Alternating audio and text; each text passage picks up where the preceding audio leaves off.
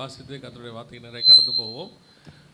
கலாத்தியருக்கு எழுதின நிருபம் 3ஆம் அதிகாரம் 14வது வசனத்தை வாசிங்கள். கலாத்தியர் 3:14 வாசிங்கள்.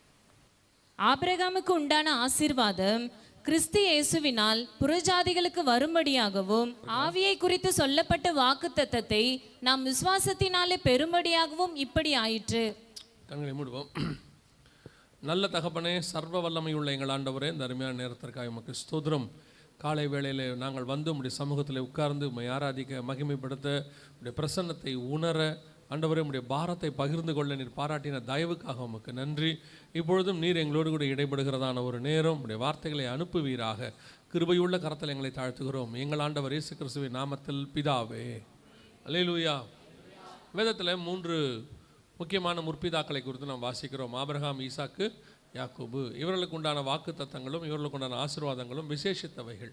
பைபிளில் இவங்களை பற்றி எப்பவுமே கொஞ்சம் விசேஷமாக தான் இருக்கும். நம்முடைய முற்பிதாக்கள் 430 வருஷம் கழித்து மோசே கிட்ட தன்னை பற்றி சொல்லும்பொழுது, ஆண்டவர் நான் ஆபிரகாமின் தேவனும் ஈசாக்கின் தேவனும் யாக்கோபின் தேவனுமாக இருக்கிறவர் உங்களிடத்தில் அனுப்பினார் என்று சொன்னார். அப்போ இந்த 3 பேருடைய ஆசீர்வாதமும் வாக்கு தத்தமும் எல்லாமே கொஞ்சம் ஸ்பெஷல். அதில் குறிப்பாக நாம் இதை எப்படி நினைக்கிறோம், ஆபிரகாம், ஈசாக்கு, யாக்கோபுனா இஸ்ரவேலர்கள் அப்படின்னு நம்ம நினைக்கிறோம் இல்லையா? ஆனால் இந்த இடத்துல நீங்கள் கலாத்தியர்கள் 3ஆம் அதிகாரம் 14வது வசனம் வாசிங்க பார்ப்போம். ஆபிரகாமுக்கு உண்டான ஆசீர்வாதம் கிறிஸ்து இயேசுவினால் புறஜாதிகளுக்கு வரும்படியாகவும். இப்போ இந்த ஆபிரகாமுக்கு உண்டான ஆசீர்வாதம் என்பது என்ன? அது புறஜாதியாருக்கு வரும்படி. யார் மூலமாக? கிறிஸ்து இயேசுவினால். கிறிஸ்து இயேசுவின் மூலமாக ஆபிரகாமுக்கு உண்டான ஆசீர்வாதம் என்ன? இந்த ஆசீர்வாதம் அப்படிங்கிறதை நான் கொஞ்ச காலமாக வேதத்தை வாசிக்கும் பொழுது நாம் ரொம்ப தப்பாக புரிஞ்சிட்டோமோ ஆசீர்வாதங்கிறத என்னங்கிறதே நம்ம என்ன செய்யலை, சரியாக புரிஞ்சிக்காமல் விட்டுட்டோமோ அப்படின்னு எனக்கு தோணுகிறது. நமக்கு முன்னாடி இருந்த பரிசுத்தவான்கள் அதுக்கு நமக்கு சரியாக தான் சொல்லி கொடுத்துருக்குறாங்க. இப்போ இந்த இடைப்பட்ட கொஞ்ச காலத்தில் தான் சபை ஆசீர்வாதம்னா என்னங்கிறத கொஞ்சம் அப்படியே தாண்டி போயிடுச்சு. இப்போ உண்மையிலே ஆசீர்வாதம்னா என்ன, எது ஆசீர்வாதத்தை குறிக்கிறது அப்படின்னு சொல்லி உங்களை இன்றைக்கி உள்ள ஜென்ரேஷனை கேட்டிங்கன்னா எது ஆசீர்வாதம் அப்படின்னு கேட்டால், ஒரு சந்தோஷமான வாழ்க்கை ஒரு ஆசீர்வாதம், ஒரு வீடு என்பது ஒரு ஆசீர்வாதம், ஒரு நல்ல வேலை என்பது ஒரு ஆசீர்வாதம், அப்புறம் ஒரு நல்ல குடும்பம் என்பது ஒரு ஆசீர்வாதம், நல்ல சம்பாத்தியம் ஒரு ஆசீர்வாதம், அப்புறம் நல்ல பிள்ளைகள் என்பது ஒரு ஆசீர்வாதம். இதைத்தான் நம்ம ஆசீர்வாதம் என்று சொல்லிக்கொண்டே இருக்கிறோம். இப்போ ஒருபடி மேலே போய் எதெல்லாம் ஆசீர்வாதம்னு கேட்டிங்கன்னு சொன்னால், ஒரு வீடு இருந்தால் 2 வீடு கொடுத்தாருன்னா அதுவும் ஆசீர்வாதம். அப்புறம் இந்த கார்லேருந்து இன்னும் கொஞ்சம் காஸ்ட்லியான கார் கொடுத்தாருன்னா கர்த்தர் என்னை ஆசீர்வதித்து இன்னொரு பெரிய கார் கொடுத்துருக்கிறாரு அப்படின்னு. அப்போ இந்த ஆசீர்வாதத்தை எல்லாம் சுதந்திரிக்காத அப்போஸ்தலர்கள் ஆசீர்வாதம் இல்லாதவர்களா? இந்த ஆசீர்வாதம் இப்போ எல்லாரும் என்ன சொல்கிறாங்கன்னா, நம்மை ஐஸ்வர்யனாக்கும்படி அவர் தரித்திரரானார் அப்படின்னு இருக்குது இயேசு கிறிஸ்துவை பொறுத்து பிலிப்பியருக்கு எழுதும் போது. அப்போ இவங்கெல்லாம் என்ன சொல்கிறாங்க, நாம் பணக்காரனாக இருக்கிறதுக்காக தான் அவர் என்னவா மாறி இருக்கிறாரு, தரித்திரனாக இந்த உலகத்தில் தரித்திரனாக வந்துட்டு அவர் என்னவா மாறிட்டார், நம்மளை என்னவா மாற்றிட்டாரு, பணக்காரங்களாக மாற்றிட்டாரு அப்படிங்கிறார். அப்போ என்னுடைய ஒரே ஒரு சந்தேகம் என்னென்னா, அப்போது முதல்ல இயேசு கிறிஸ்து பணக்காரன் ஆக்கணும்னா முதல்ல யார் ஆக்கியிருக்கணும் பணக்காரனா? சிலுவை மரணத்துக்கு அப்புறம் யார் ஆக்கியிருக்கணும்? அப்போஸ்தலர்களை தான் ஆக்கியிருக்கணும். ஏன்னா அவங்களாவது எல்லாத்தையும் விட்டுட்டு அவருக்கு பின்னாடி வந்தாங்க. 2வது அவங்களே கேட்குறாங்க, எல்லாவற்றையும் விட்டு வந்தோமே, எங்களுக்கு என்ன கிடைக்கும் அப்படின்னு கேட்குறாங்க. அப்போ அவர்கள் நியாயமாக என்ன ஆகிருக்கணும், அவங்க தான் ஃபஸ்ட்டு பணக்காரங்களாக மாறி இருக்கணும். அதுவும் எப்படிப்பட்ட பணக்காரங்களாக மாறி இருக்கணும், உலகத்திலே நம்பர் 1 பணக்காரங்களாக மாறி இருக்கணும். ஏன்னா அவ்வளவு டெடிக்கேஷன் அவங்ககிட்ட இருந்துச்சு, அவ்வளவு தியாகம், மரணம் எல்லாம் இருக்குது, ரத்த சாட்சியாக மறிச்சிருக்கிறாங்க. அப்போ அவர்கள் இந்த ஆசீர்வாதத்தை சுதந்திரிக்கவில்லை என்றால் அப்போ எது ஆசீர்வாதம் இல்லையா? இன்றைக்கி உள்ள ஜென்ரேஷனுக்கு சில போதகர்கள் எப்படி போதிக்கிறாங்கன்னா, உன்னை 6 மாதத்தில் பணக்காரனாக்கி காட்டுறனா இல்லையா பாரு அப்படிங்கிறாங்க. அப்போ இதுதான் ஆசீர்வாதம் என்றால் ஏன் பவுல் அதை பெற்றுக்கொள்ளவில்லை? பசியோ பஞ்சமோ பட்டயமோ நிர்வாணமோ நாசமோசமோ கிறிஸ்துவின் அன்பை விட்டு என்னை பிரிப்பவன் யாருன்னு அவர் கடலில் 13 நாள் கிடக்கிறாரு, 1 குறைய 40 வாங்குறாரு, பட்டணங்கள் தோறும் அடிக்கப்படுறாரு, நான் மிருகங்களோட இருக்கிறது போல இருக்கிறேன் என்று சொல்கிறாரு, நான் பயந்திருந்தேனுங்கிறாரு. எதுக்கு அப்புறம் இருந்தார் அப்படி? அப்போ இவங்களுடைய கணக்குப்படி இவங்க என்ன சொல்கிறாங்க, நீ அப்படியெல்லாம் சொன்னினா, வாயால் சொன்னினா நீ கிறிஸ்துவின் பிரமாணத்தை ஃபாலோ பண்ணாதவன், நீ பாவிங்கிறாங்க. அப்படின்னா முதல் பிரதானமான பாவி பவுலா மாறி விடுவார் இல்லையா? அப்போ ஆசீர்வாதம் என்பது எதை குறித்து பைபிள் பேசுகிறது? எது ஆசீர்வாதம்? உண்மையிலே எது ஆசீர்வாதம்? இப்போவும் சொல்கிறேன், இப்போ நாம் இருக்கிறோம் இல்லையா, இது எல்லாமே ஆசீர்வாதமான வாழ்க்கைன்னு சொல்கிறேன்ல, உண்மைதான், எந்த மாற்று கருத்துமே இல்லை. ஆனால் ஆபிரகாமுக்கு உண்டான ஆசீர்வாதம் கிறிஸ்து இயேசுவின் மூலமாக உங்களுக்கு எனக்கும் வரும்படிக்கு. அப்படின்னா ஆபிரகாமின் ஆசீர்வாதம் முதல்ல என்ன, அதை பற்றி நம்ம தெரிஞ்சுக்க வேண்டியது அவசியமாக இருக்குது இல்லை. ஆபிரகாமுக்கு எது ஆசீர்வாதம்? இப்போ நீங்கள் வேதத்தில் வாசித்து பாருங்கள், ஆபிரகாம் எதெல்லாம் ஆசீர்வாதமாக கேட்டார், எதெல்லாம் ஆசீர்வாதமாக வந்துச்சு அப்படின்னு எடுத்திங்கன்னா, ஒரு 3 இடத்துல கர்த்தர் ஆபிரகாமை ஆசீர்வதிச்சிடுறாரு. 12வது வசனத்திலிருந்து 24வது வசனத்துக்கு வரை, 24ஆம் அதிகாரத்துக்குள்ளே, 12ஆம் அதிகாரத்துலேருந்து 24ஆம் அதிகாரத்துக்குள்ளே 3 இடத்துல ஆபிரகாமை பார்த்து உன்னை ஆசீர்வதிப்பேன்னு சொல்கிறார். அதில் ஒரு பெரிய விஷயம் என்னென்னா, 24ஆம் அதிகாரத்துக்கு பின்னாடி பைபிள் எங்கே போயிடுது? ஈசாக்குக்கு பின்னாடி போயிடுது. ஸோ இந்த இடத்துல கர்த்தர் மிக முக்கியமாக ஆபிரகாமை பார்த்து சொல்கிறார். அப்போ ஆபிரகாமை குறித்து சொல்லும்போது எல்லாரும் என்ன சொல்கிறாங்க? ஆபிரகாம் செல்வ சீமானாக இருந்தான் இல்லையா, அவருடைய ஆஸ்தி பூமி தாங்கக்கூடாதா இருந்தது அப்படின்னு இருக்கு. சரி, அப்போ ஆபிரகாமின் ஆசீர்வாதம் புறஜாதியாருக்கு வரணும் அப்படின்னு சொன்னால், கிறிஸ்துவின் வழியாக வரணும்னா, அப்போ ஆபிரகாம் செல்வச்சீமானாக இருந்தது போல நம்மளும் என்னவா இருக்கணும்? செல்வச்சீமானாக இருக்கணும். நம்முடைய ஆஸ்தி என்னவா இருக்கணும்? பூமி தாங்கக்கூடாததாக இருக்கணும் இல்லையா. சரி, முதல்ல அந்த ஆசீர்வாதம் யாருக்கு வரணும்? ஆபிரகாமுக்கு அப்புறம் அடுத்து யாருக்கு வரணும்? சரி, ஈசாக்கு எப்படி இருந்தார்? நீங்கள் வாசிங்க ஆதியாகமத்தின் புஸ்தகம் 26ஆம் அதிகாரம் 12வது வசனம் 13வது வசனம். ஈசாக்கு அந்த தேசத்தில் விதை விதைத்தான். கர்த்தர் அவனை ஆசீர்வதித்ததினால் அந்த வருஷத்தில் 100 மடங்கு பலன் அடைந்தான். அவன் ஐஸ்வர்யவானாகி அதுக்கு முன்னாடி அப்ப 100 மடங்கு பலன் அடைந்தான். அதுக்கு முன்னாடி அப்ப அவன் ஐஸ்வர்யவனாகி அப்படின்னா அதுக்கு முன்னாடி அவன் என்னவா இருந்திருக்கிறான்? ஐஸ்வர்யன் இல்லாதவனா இருந்திருக்கிறான். அப்பதான் அவன் ஐஸ்வர்யனாக மாறுகிறான். அப்படின்னா அவங்க அப்பாவுடைய மொத்த சொத்தும் யாருக்கு வந்திருக்கணும்? ஈசாக்குக்கு தானே வந்திருக்கணும். ஆஸ் பர் இன்னைக்கு உள்ள லாப்படியும் சரி, அன்னைக்கு உள்ள லாப்படியும் சரி, யாருக்கு தான் வந்திருக்கணும்? அப்போ இவன் ஐஸ்வர்யனாகினா என்ன அர்த்தம்? அப்போ அவங்க அப்பாவுடையது என்ன இவனுக்கு வரல? யோசித்து பாருங்க. அந்த 25ஆம் அதிகாரத்தில் நீங்கள் வாசிக்கும் பொழுது ஒரு வசனம் சொல்லுது, 6வது வசனம். ஆபிரகாமுக்கு இருந்த மறுமனையாட்டிகளின் பிள்ளைகளுக்கோ ஆபிரகாம் நன்கொடைகளை கொடுத்து தான் உயிரோடு இருக்கும் போதே அவர்களை தன் குமாரனாகிய ஈசாக்கை விட்டு கிழக்கே போக கீழ் தேசத்துக்கு அனுப்பிவிட்டான். அப்ப ஈசாக்குக்கு என்ன கொடுத்தான்? 5வது வசனம். ஆபிரகாம் தனக்கு உண்டான யாவையும் ஈசாக்குக்கு கொடுத்தான். அப்ப மொத்த சொத்து யாருக்கு தான் வந்திருக்கணும்? ஈசாக்குக்கு தான் வந்திருக்கணும். அப்புறம் ஏன் 26ஆம் அதிகாரத்துல ஈசாக்கு ஐஸ்வர்யவனாகி வர வர விருத்தி அடைந்து அப்படின்னா என்ன ஆயிருக்கணும்? ஏற்கனவே அவன் சொத்து ஆஸ்தி தாங்கக்கூடாதாக இருந்திருந்தா அப்ப ஈசாக்கு என்னவாய் மாறி இருக்கணும்? அவனை அப்படி சொல்லியிருக்க கூடாது. அவர் செல்வ சீமானாய் இருந்து மிகப்பெரிய சீமானாய் மாறினான், அப்படிதான் சொல்லியிருக்கணும். ஐஸ்வர்யவனாகி அப்படின்னா என்ன அர்த்தம்? அப்போ ஆபிரகாமுக்கு உண்டான உலக பிரகாரமான ஆசீர்வாதம் ஈசாக்கு கையில் வரவில்லை. இல்லைங்க, இதில் கொஞ்சம் டவுட் இருக்குது. அப்படியா சொல்கிறீங்க? சரி, ஓகே. ஈசாக்குடைய ஆசீர்வாதம் யாருக்கு வரணும்? யாக்கோபுக்கு தானே வரணும். யாக்கோபு எங்கே போனார்? லாபானுக்கிட்ட போயிட்டார். அங்கே போய் எத்தனை வருஷம் வேலை செஞ்சார்?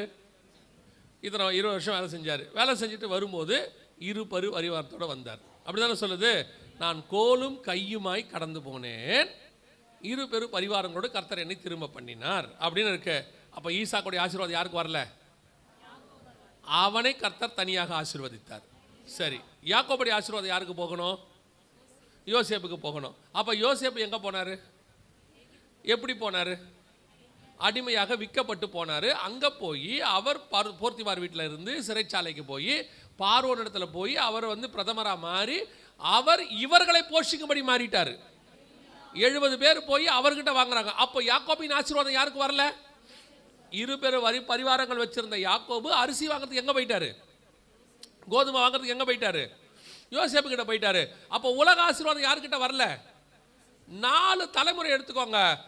தேராகின் ஆசீர்வாதம் ஆபிரகாமுக்கு வரவில்லை, ஆபிரகாமின் ஆசீர்வாதம் ஈசாக்குக்கு வரவில்லை, ஈசாக்கின் ஆசீர்வாதம் யாக்கோபுக்கு வரவில்லை, யாக்கோபின் ஆசீர்வாதம் யோசேப்புக்கு வரவில்லை. ஆனால் வசனம் தெளிவா சொல்லுது, ஆபிரகாமின் ஆசீர்வாதம் இயேசு கிறிஸ்துவின் வழியாக புறஜாதியாருக்கு வரும்படிக்கு. அப்படின்னா நாம நினைச்சுக்கிட்டு இருக்கிற ஆசீர்வாதம் என்பது வேறு, எக்ஸ்பெக்ட் பண்ணிக்கிட்டு இருக்கிற ஆசீர்வாதம் வேறு. நம்ம எதை ஆசீர்வாதமாக நினைச்சிட்டோம்னா நம்ம வாழ்க்கையில் எதெல்லாம் தேவையோ அதை எல்லாவற்றையும் ஆசீர்வாதமாக மாற்றிட்டோம். சட்டை பேண்ட் தேவை, ஆசீர்வாதம். கர்த்தர் எனக்கு ஒரு சட்டை பேண்ட் கொடுத்து ஆசீர்வதிச்சார். புது புடவையை கொடுத்து கர்த்தர் ஆசீர்வதிச்சதுனால நான் முதல்ல அதை சர்ச்சுக்கு தான் கட்டுவேன். ஆண்டவர் எனக்கு ஒரு வீடு கொடுத்து ஆசீர்வதிச்சார். ஆண்டவர் எனக்கு கார் கொடுத்து ஆசீர்வதிச்சார். ஆண்டவர் எனக்கு நல்ல கணவன் மனைவியை கொடுத்து ஆசீர்வதிச்சார். இது எல்லாம் ஆசீர்வாதம் என்றால் இதே மாதிரி உலகத்தானுக்கும் இருக்கா இல்லையா? உலகத்தான்கிட்ட வீடு இருக்கா இல்லையா? உலகத்தான்கிட்ட நல்ல குடும்பம் இருக்கா இல்லையா? உலகத்தாரில் அவங்க தேவனை அறியாதவங்களா இருக்கட்டும், ஒழுக்கமாக வாழ்கிற எத்தனை குடும்பத்தார் இருக்கிறாங்க தானே? நம்மளை விட நல்லவங்க அங்கே கொஞ்சம் இருக்காங்க தானே? இல்லாமல் இல்லைல்ல. அப்போ எது உண்மையிலேயே ஆசீர்வாதம்? இது எல்லாம் வாழ்க்கைக்கு அழகு, இதெல்லாம் வாழ்க்கையினுடைய தேவை. நல்ல மனைவி தேவை, நல்ல கணவன் தேவை, நல்ல பிள்ளைகள் தேவை, பணம் தேவை வாழ்க்கைக்கு. இதில் எந்த மாற்று கருத்தும் இல்லை. ஆனால் இது எல்லாமே வேதம் சொல்லுகிற ஆசீர்வாதம் இல்லை. வேணா இப்படி வச்சுக்கோங்க, பூமிக்குரிய ஆசீர்வாதமாக வச்சுக்கோங்க. ஆனால் பைபிள் சொல்கிற ஆசீர்வாதம் இது அல்ல. பைபிள் சொல்கிற ஆசீர்வாதம் என்ன? ஆபிரகாமின் ஆசீர்வாதம் எப்படி புறஜாதியாருக்கு வருகிறது?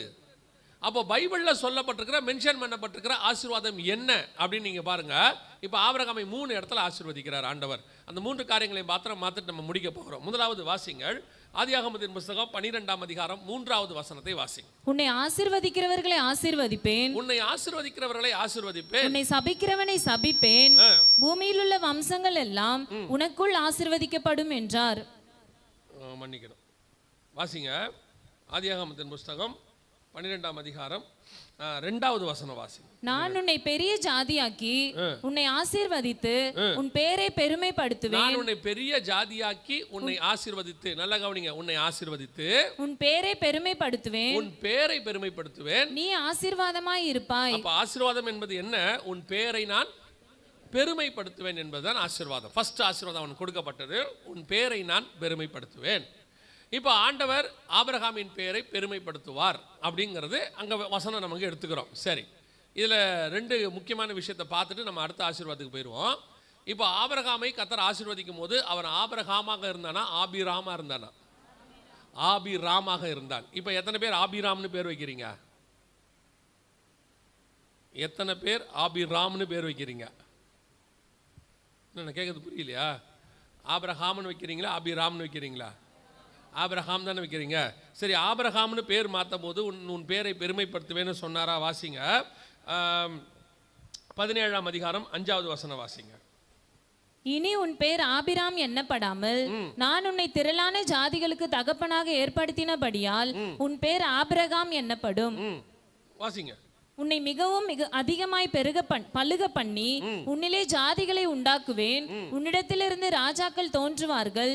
உனக்கும் உனக்கு பின்வரும் உன் சந்ததிக்கும் நான் தேவனாய் இருக்கும்படி எனக்கும் உனக்கும் உனக்கு பின் தலைமுறை தலைமுறையாக வரும் உன் சந்ததிக்கும் நடுவே என் உடன்படிக்கையை நித்திய உடன்படிக்கையாக ஸ்தாபிப்பேன். இங்க எங்கேயாவது ஆசீர்வாதங்கிற வேர்டு இருக்கா? ஒரு இடத்துலயாவது இருக்கா? உன் பேரை பெருமைப்படுத்துவேன்ற இடத்துல அங்கே உன்னை ஆசீர்வதிக்கவே ஆசீர்வதித்து உன் பேரை பெருமைப்படுத்துவேன், நீ ஆசீர்வாதமாக இருப்பாய்னு சொல்லும் போது அவன் பேர் என்னது? ஆபிராம். இப்போ 17ஆம் அதிகாரத்தில் பேரை மாற்றிட்டாரு, ஆபிரகாம். அப்போ இந்த இடத்துல ஒரு வார்த்தை ஆண்டவர் உன் பேரை பெருமைப்படுத்துவேன்னு சொல்கிறதுக்கு ஒன்றும் பெரிய விஷயமே இல்லை. ஆனால் இந்த இடத்துல ஆண்டவர் என்ன சொல்லலை? உன் பேரை பெருமைப்படுத்துவேன்னு சொல்லலை. ஆண்டவர் பேரை பெருமைப்படுத்துவேன்னு சொல்லும் பொழுது அவன் பேர் ஆபிரகாம் இல்லை. இன்றைக்கி நம்ம யாருமே ஆபிராம்னு பேர் வைக்கிறதே இல்லை, ஆபிரகாம்னு வைக்கிறோம். சரி, இதை விட்டுருங்க. இது அதுக்கு பின்னாடி இருக்கிற உண்மையான சத்தியம். சரியா? இல்லைங்க அதெல்லாம் இல்லை, ஆண்டவர் இதைத்தான் சொன்னார் அப்படின்னு நீங்கள் எதாவது பிடிச்சிங்கன்னா வசனத்தின்படி அப்படி இல்லை, இருக்கட்டும். இன்றைக்கி நம்ம ஆனால் ஆபிரகாம்னு பேர் வைக்கிறோம். ஆபிரகாம்னு என்ன செய்கிறோம்? எல்லாருக்கும் பேர் வைக்கிறோம். நான் அதையும் குறையாக உங்களுக்கு சொல்ல வரல, நல்லா கவனிச்சுக்கொள்ளுங்க. ஆனால் கர்த்தர் உன் பேரை பெருமைப்படுத்துவேன் என்பதை இதைத்தான் சொன்னாரா? ஆண்டவர் உன் பேரை பெருமைப்படுத்துவேனுங்கிறத என்ன? உலகம் முழுக்க உன் பேரை எல்லா பிள்ளைகளுக்கும் வைப்பாங்க அப்படிங்கிறதா? அதான் அர்த்தமா அப்படின்னு பார்த்தீங்கன்னா, எத்தனையோ சர்வாதிகாரிகள் பேரை கூட தங்கள் பிள்ளைகளுக்கு வச்சிருக்கிறாங்க இல்லையா? எத்தனையோ விக்கிரகங்கள் பேரை தங்கள் பிள்ளைகளுக்கு என்ன செய்கிறாங்க? வைக்கிறாங்க. எத்தனையோ பேர் தங்களுடைய தேவர்கள் பேரை அவர்களுக்கு வைக்கிறார்கள்.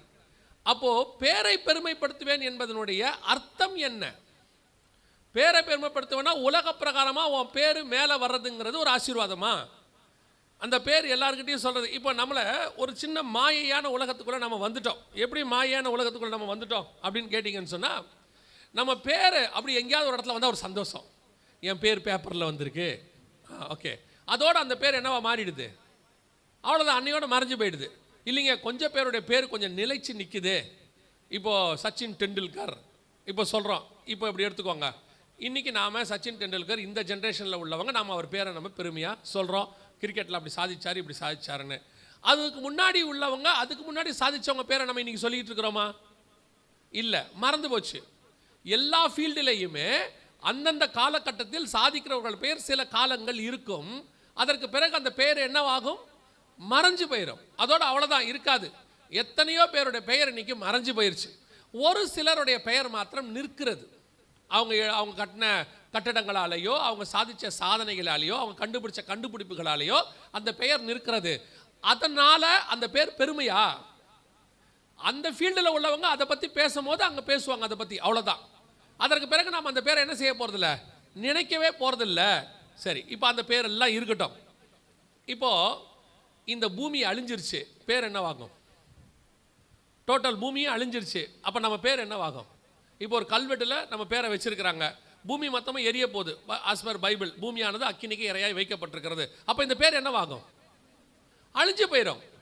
அப்போ உன் பேரை பெருமைப்படுத்துவேன்னு கர்த்தர் சொல்றது இந்த டெம்பரவரிக்காகவா? இதுதான் கர்த்தர் உண்மையிலே உன் பேரை பெருமைப்படுத்துதலா?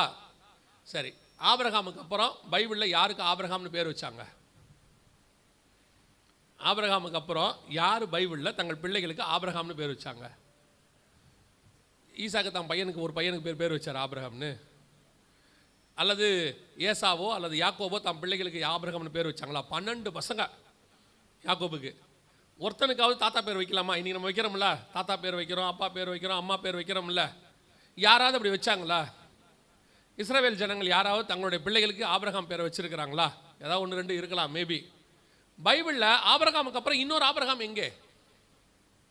அப்படின்னா பேரை பெருமைப்படுத்துவேன் என்பதனுடைய அர்த்தம் என்ன? 4000 வருஷமா ஆபிரகாம் பேர் இருக்கு, மாற்று கருத்தே கிடையாது. காயின் பேர் இருக்கா இல்லையா? இருக்கா இல்லையா? வைக்கிறாங்க வைக்கல. காயினுடைய பெயர் இருக்கா இல்லையா? இருக்கு. அப்போ அவன் பேர் பெருமையா? காந்திங்கிறதும் பெருமை தான், பேர் இருக்கு. கோட்ஸே பேரும் இருக்குது தானே, 2 பேருடைய பேரும் இருக்குல்ல. காந்தி பேரை சொல்லும் போதெல்லாம் யார் பேரை சொல்கிறோம்? கோட்ஸே பேரை சொல்கிறோம்ல. இயேசு பேரை சொல்லும் போதெல்லாம் யூதாஸ் காட்டி கொடுத்தான்னு சொல்கிறோம்ல. அவன் பேரும் இருக்கு, இவன் பேரும் இருக்கு. பெருமைப்படுத்துதல் என்றால் என்ன? பேர் இருப்பது பெருமை அல்ல. யாருக்கிட்ட எங்கே அந்த பேரை நாம் சொல்கிறோமோ அதான் பெருமை. எங்கே அந்த பெயர் நினைவு கூறப்படுகிறதோ அதான் பெருமை. நிலையில்லாத இடத்தில் நிலையில்லாதவர்கள் உன் பெயரை சொல்வதில் என்ன ஆசீர்வாதம் இருக்கு? உங்களுக்கு என்ன? பேசிகிட்டே இருக்கும்போது மெசேஜில் பாஸ்டர் என் பேரை சொன்னார், சந்தோஷம், அவ்வளோதான். ஒவ்வொரு மெசேஜ்லையும் சொல்கிறாரா? இல்லை. ஒரு நாள் நீங்கள் தப்பு பண்ணால் அதே மெசேஜில் நீங்கள் பண்ணுற தப்பையும் சொல்லுவார். அப்போ நீங்கள் என்ன சொல்வீங்க? பாஸ்டர் என் பேரை சொல்லி நான் பண்ண தப்பை சொல்லிட்டாரு. நீங்கள் நல்லது பண்ணும்போது உங்கள் பேரை சொல்லி சொல்லணும், நீங்கள் தப்பு பண்ணும்போது பேரை சொல்லி சொல்லக்கூடாது. அதான் நம்ம எண்ணம், ஃபேக்ட் அதானே. அப்போ பேரை பெருமைப்படுத்துதல் என்பதற்கான அர்த்தம் என்ன? கர்த்தர் எதை சொல்ல வருகிறார்? இப்போ யோசிச்சு பாருங்க, இந்த உலகத்தில் எந்த இடத்துல எப்படி பேர் பெருமைப்படுத்தினாலும் ஒரு நாள் அந்த பேர் மங்கி போகும். ஒரு பேர் பயங்கரமான ஹோட்டல், செம்ம சாப்பாடுங்க, அந்த பேர் யார் கடனும் அங்கே போகலாம் அங்கே போகலாம். நாங்கள் சின்ன வயசாக இருக்கும்போது ஒரு ஹோட்டல் பேர் இருந்துச்சு. அந்த ஹோட்டலுக்கு அப்படி ஒரு பேர். எல்லாரும் ஈவினிங்கில் சாயங்காலத்தில் அவுட்டிங் போகிறது, ஏதாவது வெளியே போகிறதுனா அந்த ஹோட்டலுக்கு போகலாம்பாங்க. அப்படி ஒரு பேர். இன்றைக்கி அந்த ஹோட்டல் ஒன்றுமே இல்லாமல் மங்கி போச்சு, அவ்வளோதான், முடிஞ்சிருச்சு. அங்கே அன்றைக்கி நாங்கள் போகிறோம், சரி அந்த காலத்தில் அப்படி ஒரு பேரோட இருந்துச்சுன்னு உள்ளே போகிறோம். உள்ளே போயிட்டு வெளியே வரும்போது சொன்னோம், இனி ஒரு நாள் இந்த ஹோட்டல் கூட திரும்பி வரக்கூடாதுன்னு. அவ்வளோ மோசமாக இருந்துச்சு. எதுக்கு சொல்ல வரேன்? இந்த பெயர் பெருமைப்படுத்தல் என்பது பூமிக்குரியதை பற்றியே இங்கே பேசலை. பூமிக்குரிய காரியங்களை சொல்லி இருக்குமானால் அது நிரந்தரமானதாக இல்லை. அப்போ புறஜாதியாருக்கு இந்த ஆசீர்வாதம் எப்படி வருகிறது? அதான் ரொம்ப முக்கியம். இப்போ பேரை உண்மையிலேயே பெருமைப்படுத்துதல் என்றால் என்ன? வாசிங்க, வெளிப்படுத்தின விசேஷம் 3ஆம் அதிகாரம் 5வது வசனத்தை வாசிங்க. ஜெயம் கொள்ளுகிறவன் எவனோ, ஜெயம் கொள்ளுகிறவன் எவனோ அவனுக்கு வெண்வஸ்திரம் தரிப்பிக்கப்படும், அவனுக்கு வெண்வஸ்திரம் தரிப்பிக்கப்படும். ஜீவ புஸ்தகத்திலிருந்து அவனுடைய நாமத்தை நான் கிறுக்கி போடாமல், நல்லா கவனிங்க, அவருடைய நாமத்தை கிறுக்கி போடாமல் என் பிதா முன்பாகவும் அவருடைய தூதர் முன்பாகவும் அவன் நாமத்தை அறிக்கையிடுவேன். பேரை பெருமைப்படுதல்னா என்ன அர்த்தம் கேட்டீங்கன்னா, இந்த பூமியில உன் பேரை கொண்டு போய் எல்லாருக்கிட்டையும் சொல்றது ஒரு பெரிய விஷயமே கிடையாது. இப்போ ஒரு பாட்டை, நல்ல பாட்டை நீங்கள் போட்டு யூடியூப்ல ஏற்றிட்டீங்கன்னா உங்கள் பேர் அடுத்து வந்துட போகுது இல்லையா? ஓ, அவர் பாட்டு சூப்பராக இருக்குங்க அப்படின்னு சொல்லி எல்லாரும் அந்த பாட்டை கேட்க போகிறாங்க, ரெக்கமெண்ட் பண்ண போகிறாங்க, அதெல்லாம் செய்ய போகிறாங்க. அதில் எந்த மாற்று கருத்துமே இல்லை. ஆனால் உண்மையிலேயே நாளைக்கு உங்கள் பாட்டு நல்லா இல்லைன்னா உங்கள் பேர் மங்கி போயிடும். எத்தனையோ நல்ல இசை அமைச்சவங்க இன்னைக்கு இல்லை, அவங்க பேர் அப்படியே மறைஞ்சு போச்சு, கொஞ்சம் கொஞ்சமாக காணாமல் போயிடுச்சு. 1-2 பேர் இருக்குது, அதுவும் எப்பயாவது நினைவு கூறப்படுகிறது. யாரும் டெய்லி நினைவு கூறுறதில்ல. ஒரு நாள் வந்தவர் இன்னொரு நாள் இல்லாமல் போவார், உன் பெயரும் இல்லாமல் போகும். யோசிச்சு பாருங்க, அலெக்சாண்டர் மாதிரி உலகத்தை 70% அரசாண்ட இவங்க இல்லை. அலெக்சாண்டர் பெயர் இன்னைக்கு எத்தனையோ பேருக்கு வைக்கிறாங்க. ஆனால் அலெக்சாண்டர் பெயர் இன்னைக்கும் பெருமையாக நம்ம எங்கேயாவது பேசிட்டே இருக்கிறோமா? யாரோ ஒருத்தர் என்னைக்கோ ஒரு நாள் பேசுறாங்க, அவ்வளோதான், முடிஞ்சிருச்சு. யாரோ ஒருத்தர் தன் பிள்ளைக்கு அலெக்சாண்டர்னு பேர் வைக்கிறாங்க, அவ்வளோதான், முடிஞ்சிருச்சு. ஆனால் உண்மையான பெயர் பெருமைப்படுத்தலாம் என்னன்னா, வசனம் தெளிவாக சொல்லுது, இந்த பூமியிலே உன் பெயரை பெருமைப்படுத்தினால் ஒரு பிரயோஜனமும் கிடையாது. அந்த பெயர் பெருமைப்படுத்தப்பட்ட விடாலும் பரவாயில்லை. இப்போ நல்லா கவனிங்க, எத்தனையோ மிஷினரிகள் இங்கே வந்திருக்கிறாங்க, எத்தனையோ மிஷினரிகள் வந்து இந்தியாவுக்கு கர்த்தரை அறிவிச்சிருக்கிறாங்க. எத்தனை மிஷினரிகள் பேர் உங்களுக்கு தெரியும்? எத்தனை பேருடைய பேர் நமக்கு தெரியாமலேயே போயிடுச்சு. எத்தனை பேர் காட்டில் போய் மலையில் போய் அவங்க சுவிசேஷம் அறிவித்து அங்கேயே செத்து போனவங்க இருக்காங்க. அவங்க பேர் வெளியே கூட என்ன செய்யல, தெரியல. எத்தனையோ பேர் 1ஆம் நூற்றாண்டு 2ஆம் நூற்றாண்டில் எரிஞ்சு போயிட்டாங்க, எரிச்சிட்டாங்க. கிறிஸ்துவை ஏற்றுக்கொண்ட நிமித்தம் உலகளாவிய முதல் 3 நூற்றாண்டுக்கு அவ்வளோ பெரிய ஒரு பாடுகளை திருச்சபை சந்திச்சுச்சு. லட்சக்கணக்கில் ஜனங்க செத்து போனாங்க. இப்போ அவங்க பேர் எல்லாமே நமக்கு தெரியாது, பூமியில் யாருக்குமே தெரியாது. அந்த பேர் நமக்கு சொல்லப்படவும் இல்லை, தெரியப்படும். ஏதோ 1-2 பேர் சொல்லியிருக்கு, அந்திப்பா இப்படிலாம் சொல்லியிருக்கு, யார் பேருமே தெரியாது. அதனால இவர்கள் பெயர் பெருமைப்படாமல் போய்விட்டதா? இவங்க பெயர் ஜீவ புஸ்தகத்தில் இருக்கிறது. அதுதான் இருக்கிறதுலே பேரை பெருமைப்படுத்துறதுல நம்பர் 1. உங்க பேர், என் பேர் இந்த பூமியில பெருமைப்படுத்தப்படுகிறதா, இங்கே உயர்த்தப்படுகிறதா? நம்ம எதுக்கு ஓடிட்டு இருக்கிறோம்? என் ஆஃபீஸில் என் பேரை மேனேஜர் சொல்லணும், ப்ரொமோஷனில் என் பேரை சொல்லணும், எல்லாருக்கும் முன்னாடி என் பேரை சொல்லணும், எல்லாரும் கை தட்டணும், நான் வரும்போது என் பேரை பேப்பரில் வரணும், அல்லது அந்த ஊர் புக்கில் வரணும், என் ஸ்கூல் புக்கில் வரணும், ப்ராக்ரஸ் ரிப்போர்ட்டில் வரணும், இல்லை என் பையன் நல்ல மார்க் வாங்கிட்டான்னு பேனரில் வரணும். அத்தனையும் மாயை, அத்தனையும் மாயை. இவையெல்லாம் அப்படி கேட்கறதுக்கு ஒரு கொஞ்ச நேரத்துக்கு சந்தோஷமா இருக்கும், அவ்வளோ அவரை நீங்களே மறந்துடுவீங்க. என்னைக்காவது பேசும்போது சொல்லுவீங்க, பேனரில் என் பேர்லாம் வந்துச்சு. அவன் நம்ப கூட மாட்டான், யார் உங்கள் பேராம்பா. ஏன்னா அன்னைக்கு நம்ம இருக்க நிலைமையை தான் அவன் பார்த்துக்கிட்டு இருப்பான் இல்லையா? இப்போ ஒரு இடத்துக்கு நான் போயிருந்தபோது அந்த பாஸ்டருக்கு சீரியஸாக போட்டாரா விளையாட்டுக்கு போட்டாரான்னு தெரியல, டாக்டர் எம்டி ஜெகன்னு போட்டு விட்டார். முதல்ல எனக்கே சிரிப்பு வந்துடும், அது வேற விஷயம். யார் நான் டாக்டர்னு வச்சுங்க, அது வேற விஷயம். அன்னைக்கு பார்த்து என் பையனை கூப்பிட்டு போவேன் நான் மீட்டிங்க்கு, எப்பவும் தனியாக தான் போவேன், சகோதரர்கள் தான் போவேன். அன்றைக்கி அவனை கூட்டிகிட்டு போனேன், வாடா போகலான்னு. போஸ்டரில் டாக்டர்னு போட்டுருந்துச்சு. இப்படி எனக்கு திரும்பி பார்த்துக்க தான், நீங்கள் அப்போ டாக்டரா நீங்கள் அப்படின்னா, நான் தான் அப்போ தான் திரும்பி பார்க்குறேன், டாக்டர்னு போட்டிருக்கேன். தெரியலடா அப்படின்னேன். நீங்கள் டாக்டரு அப்படின்னு சிரிச்சான். அதோடு எனக்குள்ளே இருந்த மொத்தம் உடஞ்சி போச்சு. பையனே இப்படி சிரிக்கிறானே, மற்றவங்களாம் என்ன நினைப்பாங்க நம்மளை? பாஸ்டர் கூப்பிட்டு கேட்டேன், ஏன் இப்படி பண்ணீங்க? யார் யாரோ என்னென்னவோ போடுறாங்கன்னாரு. யார் வேணா என்ன வேணா போடட்டும், என்னை விட்டுருங்க, என்னை பிரதரோடு நிறுத்திடுங்க, அவ்வளோதான், வேலை முடிஞ்சுச்சு.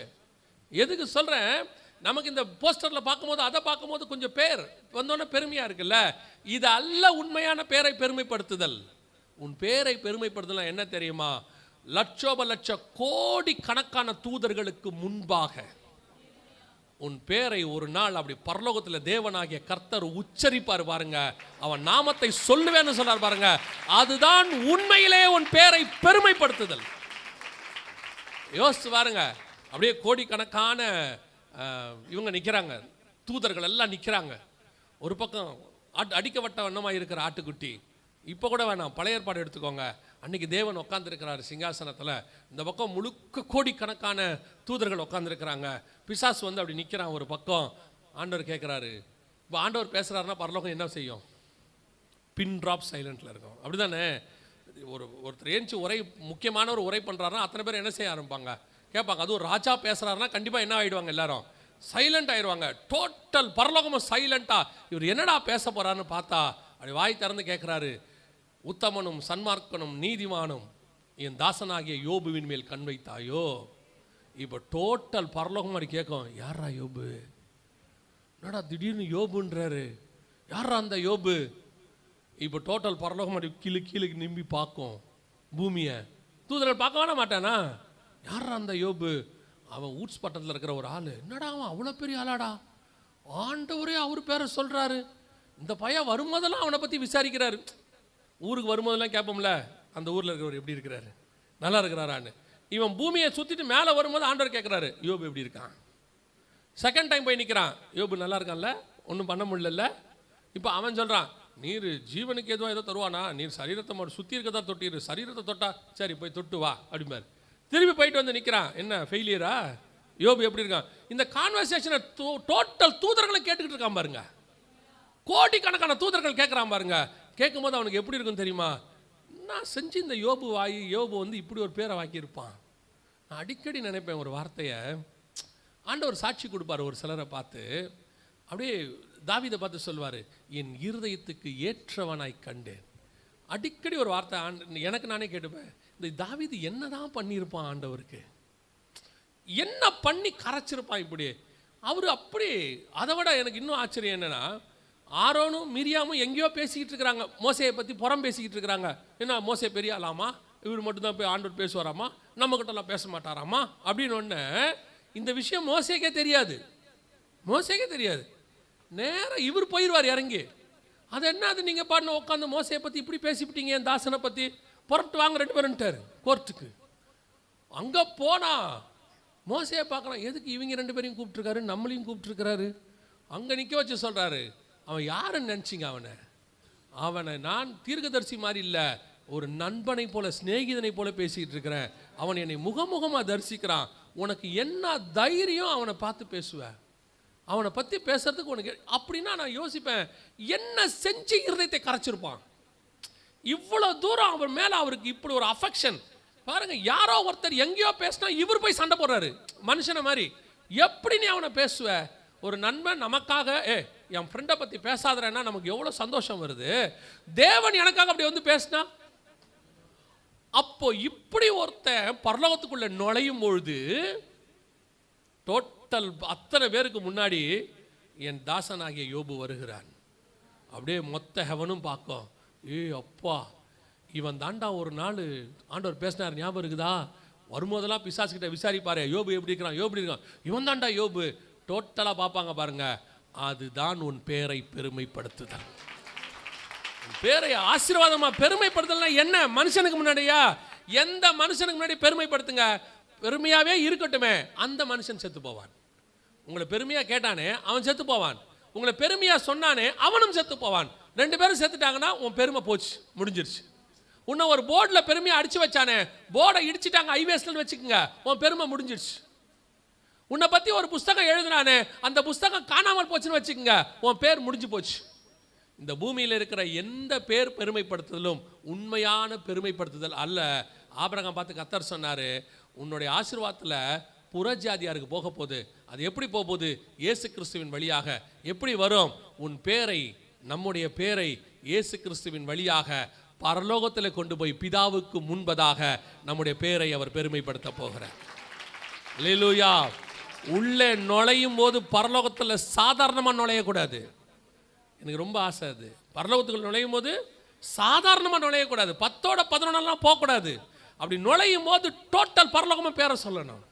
வராம பாருங்க உள்ள அப்படின்னு சொல்லி சாரணரஜமா அழகாக ஒரு காரியத்தை சொல்லுவாங்க, சூப்பராக அவங்க பாட்டில் சொல்லுவாங்க.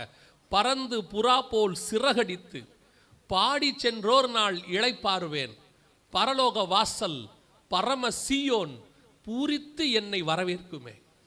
அந்த அம்மாவுடைய வாஞ்சையை பாருங்க.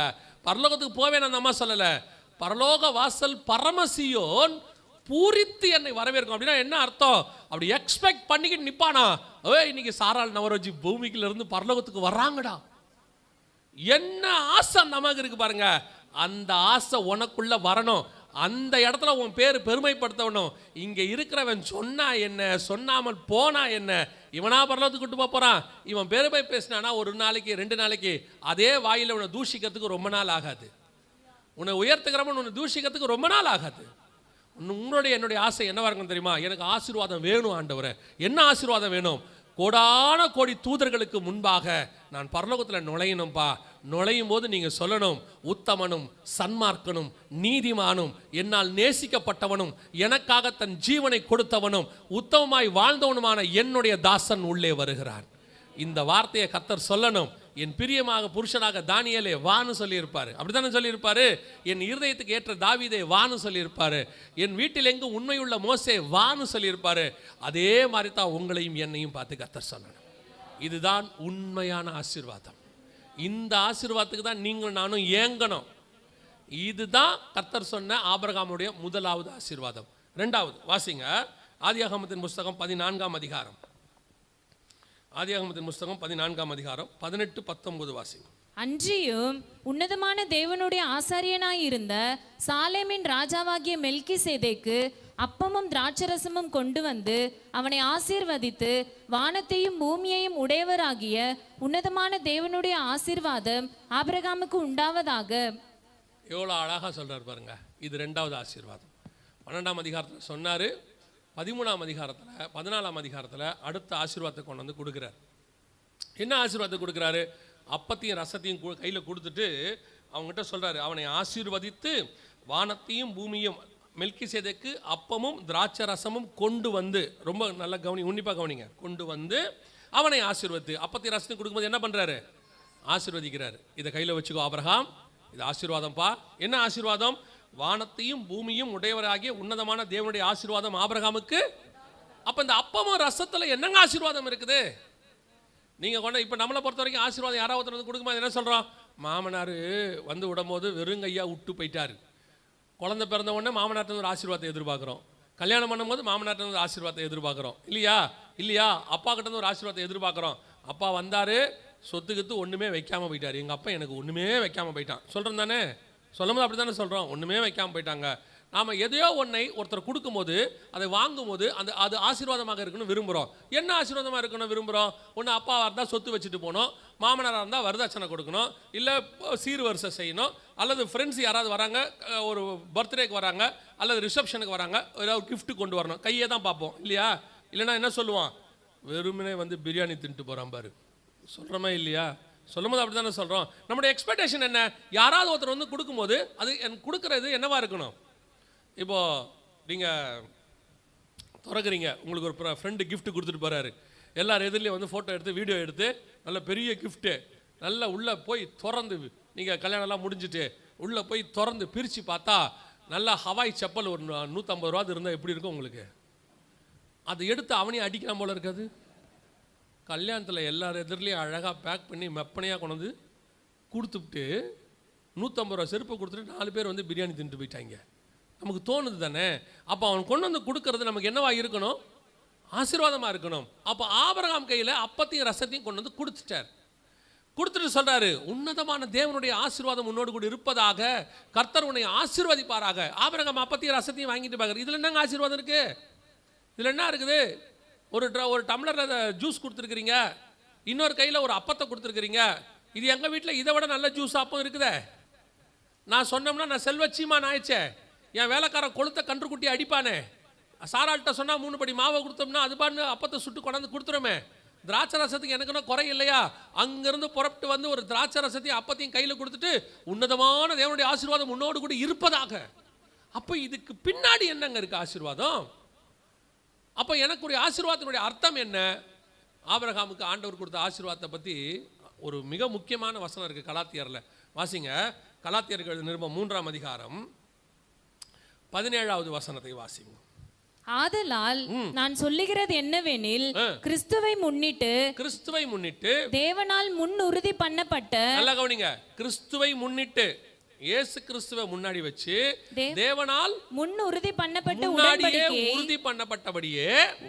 உறுதி பண்ணப்பட்ட உடன்படிக்கையை 430 வருஷத்திற்கு பின்பு உண்டான நியாயப்பிரமாணமானது தள்ளி வாக்குத்தத்தத்தை வியர்த்தமாக்க மாட்டாது. அவர் என்ன சொல்ல வர்றார் தெரியுமா அந்த வசனத்துல? ஆபிரகாமுக்கு அப்பத்தையும் ரசத்தையும் கொடுக்கும் போதே இயேசு கிறிஸ்து நமக்கு ஒரு உடன்படிக்கை பண்ணார்ல, அப்பமும் ரசமும் கொடுத்து பரலோகத்துக்கு போகிற உடன்படிக்கையை. அது எப்படி பரலோகத்துக்கு போகிற உடன்படிக்கை உங்களுக்கு பின்னாடி சொல்கிறேன். அந்த உடன்படிக்கையை ஒரு இடத்துல ஆபிரகாமுடைய சந்ததியார் மிஸ் பண்ணிட்டாங்க. அதனால் 430 வருஷம் கழிச்சு மோசேக்கிட்ட என்ன வருது? நியாயப்பிரமாணம் வருது. நியாயப்பிரமாணம் வந்து அதுக்கப்புறம் நியாயப்பிரமாணம் வந்துருச்சு. ஆனால் நியாயப்பிரமாணம் பின்னாடி வந்துச்சு. நியாயப்பிரமாணம் வந்ததுனால முன்னாடி வந்த ஒரு உடன்படிக்கை ஆசீர்வாதம் என்பது இந்த நியாயப்பிரமாணம் போய் அதை ஒண்ணுமில்லாமலாம் ஆக்காது. அதுதான் ப்ரீஷியஸ்ங்கிறாரு, அதுதான் உண்மையிலேயே ஆசீர்வாதம்ங்கிறாரு. இந்த உடன்படிக்கை பண்ணும்போது ஆசீர்வதிப்பேன்னு சொல்லலை. 17ஆம் அதிகாரத்தில் ஆதியாகமத்தின் புஸ்தகத்தில் நீங்கள் வாசிச்சு பாருங்க. இப்போ ஆண்டவர் வந்து என்ன செய்கிறாரு, 9வது வசனத்திலிருந்து வாசிங்க. 17:9. பின்னும் தேவன் ஆபிரகாமை நோக்கி, இப்பொழுது நீயும் உனக்கு பின் தலைமுறை தலைமுறையாக வரும் உன் சந்ததியும் என் உடன்படிக்கையை கை கொள்ளுங்கள். எனக்கும் உங்களுக்கும் உனக்கு பின்வரும் உன் சந்ததிக்கும் நடுவே உண்டாகிறதும் நீங்கள் கை கொள்ள வேண்டியதுமான என் உடன்படிக்கைகள் என்னவென்றால், உங்களுக்குள் பிறக்கும் சகல ஆண் பிள்ளைகளும் விருத்த சேதனம் பண்ணப்பட வேண்டும். உங்கள் நுனித்தோலின் மாம்சத்தை விருத்த சேதனம் பண்ண கடவீர்கள். அது 14வது வசனம் வரைக்கும் அதை பத்தி பேசுறாரு. ஒரு இடத்துல கூட ஆசீர்வதிப்பேன்னு சொல்லல. நியாயப்பிரமாணத்தை எப்படி உடன்படிக்கை பண்ணணுங்கிறத 14வது வசனம் வரைக்கும் என்ன செஞ்சிட்டாரு, சொல்லிட்டாரு. ஒரு இடத்துல கூட ஆபிரகாம் பத்தி என்ன சொல்லல, ஆசீர்வதிப்பேன்னு சொல்லல. ஆனா அப்பத்தையும் ரசத்தையும் கொடுக்கும்போது என்ன சொன்னாரு, ஆசீர்வதிப்பேன், உன்னதமான தேவனுடைய ஆசீர்வாதம் உன்னோடு கூட இருக்கும் அப்படின்னாரு. அப்படியானால் ஆபிரகாமின் ஆசீர்வாதம் புறஜாதியாருக்கு கிறிஸ்துவின் வழியாய் வரும்படிக்கு, அப்படின்னா ஆபிரகாமுடைய உண்மையான ஆசீர்வாதம் விருத்த சேதனம் அல்ல, நியாயப்பிரமாணம் அல்ல, நியாயப்பிரமாணத்தினால் உண்டாகிற ஆசீர்வாதம் அல்ல. அதுக்கு 430 வருஷத்துக்கு முன்னாடியே அவன் கையில் ஒரு ஆசீர்வாதத்தை உண்டாக்கி வச்சிட்டாரு. அது அப்பமோ ரசமோ. அந்த ஆசீர்வாதம் அவர்களுக்கு போகவில்லை, இஸ்ரவேலுக்கு போகவில்லை, இயேசு கிறிஸ்துவின் வழியாக நமக்கு வந்து விட்டது. அல்லேலூயா. இப்போ நீங்க வாங்குற அப்பமோ ரசமோ ஒரு ஆசீர்வாதம். இதுல என்னங்க ஆசீர்வாதம் இருக்கு? ஏன்னா இன்னைக்கு சர்ச்சில் கம்யூனியன் என்பதே ஒரு சடங்காச்சாரம் ஆகி போச்சு. ஞாயிற்றுக்கிழமை முதல் வாரம், சில சபையில் முதல் வாரம், சில சபையில் 2வது வாரம் நாங்கள் வந்து ஒரு சடங்காச்சாரமாக தானே எடுக்கிறோம். இதில் என்னங்க ஆசீர்வாதம் இருக்கு? இதில் தாங்க ஆசீர்வாதம் மொத்தமே இருக்கு. என்ன ஆசீர்வாதம் இருக்கு வாசிங்க. எபிரேயர்கள் நிருபம் 10ஆம் அதிகாரம், எபிரேயர்கள் நிருபம் 10ஆம் அதிகாரம் 17வது வசனத்தை வாசிங்க. அவர்களுடைய பாவங்களையும் 19வது வசனம். ஆகையால் சகோதரரே நாம் பரிசுத்த ஸ்தலத்தில் பிரவேசிப்பதற்கு, நல்லா கவனிங்க, பரிசுத்த ஸ்தலம்னா பரலோகம். நாம் பரலோகத்தில் பிரவேசிப்பதற்கு இயேசுவானவர் தமது மாம்சமாகிய திரையின் வழியாய் புதிதும் ஜீவனுமான மார்க்கத்தை நமக்கு உண்டு பண்ணினபடியால், அப்போ சரீரமாகிய அந்த திரையின் வழியாக நாம் எங்க நுழைகிறோம்? புதிதும் ஜீவனுமான மார்க்கத்துக்குள் நுழைகிறோம். அதாவது நல்ல கவனிங்க, ஆதாமிலிருந்து ஆபிரகாம் வரைக்கும் 2000 வருஷமா பரலோகத்துக்கு போகிறதுக்கான எந்த ஒரு உடன்படிக்கையும் ஏற்படுத்தப்படவே இல்லை. இப்போ ஆபிரகாம்கிட்ட கொண்டு வந்து அப்பத்தையும் ரசத்தையும் கொடுத்துட்டு, இது பரலோகத்துக்கு போகிறதுக்கான உடன்படிக்கை, இது உன் கையில் கொடுக்குறன்றது தான் உன்னதமான தேவன் உன்னை ஆசீர்வதிக்கிறார். இதை கையில் வச்சுக்கோ. இதை வச்சிருந்தா இந்த அப்பம் எதுக்கு அடையாளம்? உனக்கு பரலோகத்துக்கு போகிறதுக்கு புது வழி திறந்துருச்சின்னு அடையாளம். அல்லேலூயா. 2வது, இந்த ரசம் எதுக்கு அடையாளம்? தொடர்ந்து வாசிங்க அந்த வசனத்தை. அந்த மார்க்கத்தின் வழியாய் பிரவேசிப்பதற்கு, அவருடைய இரத்தத்தினாலே நமக்கு தைரியம் உண்டாயிருக்கிறபடியினாலே. அப்ப என்ன அர்த்தம்? ஆபிரகாம் இவங்க எல்லாம் பாவம் செஞ்சு வந்துட்டு மகா பரிசுத்த ஸ்தலம் பரலோகத்துக்குள்ள நுழைய முடியாதுப்பா. அப்படியே நுழையணும்னு வாசல் திறந்தாலும் என் மாம்சம் அதுக்கு பயப்படும். ஏன்னா உள்ள போற பிரதான ஆசாரியனையும் அடிச்சு போடுவாரு. அது மகா பரிசுத்த ஸ்தலம், ஒருவரும் சேரக்கூடாத ஒளியிலே வாசம் பண்ணுகிற தேவன் அந்த பரிசுத்த ஸ்தலத்தில் உட்கார்ந்து இருக்கிறாரு, சிங்காசனத்தில் உட்கார்ந்து இருக்கிறாரு. நான் கிட்ட போக முடியாது. அவர் வந்து பட்சிக்கிற அக்கினி, பாவத்தை பார்க்க மாட்டாத சுத்த கண்ணன், அவரை நம்ம கிட்ட கூட போகவே முடியாது. மோசே கிட்டே சேராய திருப்பாயாக, கிட்ட வராதேன்னு சொல்ற ஆண்டவர்கிட்ட நான் போக போறேன். மனுஷரில் ஒருவரும் ஒரு காலம் கண்டிராத தேவனை நான் காண போகிறேன். அப்ப கிட்ட போகும்போது என்னை அறியாமலேயே என் ஆத்மாவுக்குள்ளேயும் சரீரத்திலையும் ஒரு பயம் வருவது இயல்பு. இப்போ இயேசு சொல்றாரு, இந்த ரத்தத்தை கையில வச்சுக்கோ, இதை எடுத்துக்கிட்டு கிட்ட போ, உனக்கு ஒரு தைரியம் வரும். அவர் மகா பரிசுத்தம் உள்ள தேவன் தான். ஆனா இந்த ரத்தத்தை கையில இருந்தா அவர் எதுவுமே என்ன செய்ய மாட்டாரு, அவர் உன்னை ஒண்ணுமே பண்ண மாட்டாருங்கிற தைரியம் உனக்கு வரும். இது வழி, இது தைரியம். அந்த வழியா போகும்போது நீங்க சொல்றீங்க தானே, யோசித்து பாருங்களேன். ஒரு காலத்துல சுடுகாடு வழியா போகும்போது நமக்கு என்ன வந்துச்சு? இயேசு ஏத்துக்கிறதுக்கு முன்னாடி ஒரு பயம் வரும்ல. ஏன்னா ஏற்றி வச்சிருக்கான் மண்டையில். என்ன ஏற்றி வச்சிருக்கான்? நைட்டில் அந்த வழியாக போகக்கூடாது, பேய் இருக்குது, பிசாசு இருக்குது, காற்று இருக்குது, கருப்பு இருக்குன்னா. அப்புறம் கொஞ்ச நாள் என்ன சொன்னாங்க, அந்த வழியாக நீ என்ன செய்யக்கூடாது, நைட்டில் சமைச்சு மட்டன் எடுத்துகிட்டு போகக்கூடாது, எடுத்துகிட்டே போனீங்கன்னா மட்டன் சிக்கன் எடுத்துகிட்டு போனால் அது பின்னாடியே வருமா. பாருங்கள், நம்ம கூட சேர்ந்த பிசாஸ் போல் வெஜ்ஜு சாப்பிடாம நான்வெஜ்ஜுக்கு பின்னாடி வருது. வெஜ்ஜு எடுத்துன்னு போனால் ஒன்றும் பண்ணாதான். அது கூட டேஸ்ட்டு நல்லா தெரிஞ்சிருக்கு பாருங்கள். இல்லை நம்மால் பாருங்கள், சாதாரணமாக வெஜ்ஜு போட்டோம்னா எவனும் மீட்டிங்கு வர மாட்டான். சிக்கன் பிரியாணின்னு போட்டால் தான் வரான். பிசாஸுக்கு இவனுக்கு இப்போ என்ன வித்தியாசம்னே தெரில. கவனிச்சு பாருங்க. அப்போ என்னன்னு கேட்டால், அது நான்வெஜ் எடுத்துகிட்டு போனால் பின்னாடியே வரும். ஒரு நாள் நமக்கு இதெல்லாம் பயம். ஐயோ போக மாட்டோம், நைட்டில் போக மாட்டோம், ராத்திரியில் போக மாட்டோம். பிள்ளைய ராத்திரி போய் தனியாக அனுப்பியிருக்கிறீங்களே, ஏதாவது காற்று கருப்பு அடிச்சிச்சுன்னா என்ன பண்ணும்? ஆமாம், ஒரு நாள் எனக்கு அந்த பயம் இருந்தது உண்மை. என்னைக்கு இயேசு கிறிஸ்துவை நான் ஏற்றுக்கொண்டேனோ, அவருடைய நாமம் எனக்குள்ளே வந்துச்சோ, அவிசுவாசத்தினால் உண்டாகிற தைரியம் வந்துச்சோ, இருட்டென்ன வெளிச்சம் என்ன எனக்கு எல்லாமே ஒண்ணுதான், கர்த்தர் என்னோடு கூட இருக்கிறாருங்கிற தைரியம் வந்துருச்சு. எனக்கு உலகத்துல நடக்கிறதுக்கு, பூமியில வாழ்றதுக்கு எனக்கு தைரியம் இயேசுவின் நாமம் கொடுத்துச்சுன்னா, பரலோகத்துக்குள்ளே நுழையறதுக்கான தைரியத்தை இயேசுவின் ரத்தம் ஏற்படுத்தி கொடுத்திருக்கிறது. அதனாலதான் பவுல் சொல்றாரு, அவருடைய ரத்தத்தினாலே கிருபாசன தண்டையிலே தைரியமாய் கிட்டி நெருங்கி சேருகிறோம். அப்படின்னா உண்மையான ஆசீர்வாதம் எது தெரியுமா? ஆபிரகாம் கையில் கொடுக்கப்பட்ட அப்பமும் ரசமும். இயேசு கிறிஸ்து இப்போ சொல்றாரு, இதை வாங்கி புசியுங்கள், இதை வாங்கி பருகுங்கள், இது உங்களுக்காக பிற்கப்படுகிற என்னுடைய சரீரமாய் இருக்கிறது, இது உங்களுக்காய் சிந்தப்படுகிற என்னுடைய ரத்தமாய் இருக்கிறது, இது பரலோகத்துக்கு வழியும் பிதாவை சந்திப்பதற்கான தைரியத்தையும் ஏற்படுத்தி கொடுக்கிறது. இதுதான் உண்மையிலேயே ஆசீர்வாதம். நீங்க தேவன்கிட்ட இருந்து வாங்கின ஆசீர்வாதத்தினுடைய மிக முக்கியமான பெஸ்டான ஆசீர்வாதம் என்ன தெரியுமா? பரலோகத்துக்கு நுழையிற வழி சாவியை வாங்கி வச்சிருக்கிறீங்க. இந்த ஆசீர்வாதத்தை கையில வச்சுக்கிட்டு இப்ப ஆபிரகாம் சொல்றாரு, ஒரு கையில அப்பம், ஒரு கையில ரசம், இது பரலோகத்துக்கு வழி, இது பரலோகத்துக்கான தைரியம். சோதோம் ராஜா வராரு, உனக்கு என்ன வேணும் ஆபிரகாம்? என்ன வேணாலும் எடுத்துக்கோ அப்படின்றாரு. பட அப்படின்னா நம்ம பாஷையில் சொன்னா பட அப்படின்னா, ஏன்? பரலோகத்துக்கே வாசல் கையில் வச்சிருக்கிறேன் நான், இவருக்கு கொண்டாண்டார் அங்கிருந்து எல்லாத்தையும். இல்லை அவன் சொல்றான், என்ன வேணாலும் எடுத்துக்கொள்ளுங்க, மனுஷரை கொடுங்க. ஓ ஷூல ஒரு லேசு கூட வேணாம், படா உன் பாதரட்சியின் வாறு கூட தேவைப்படாது.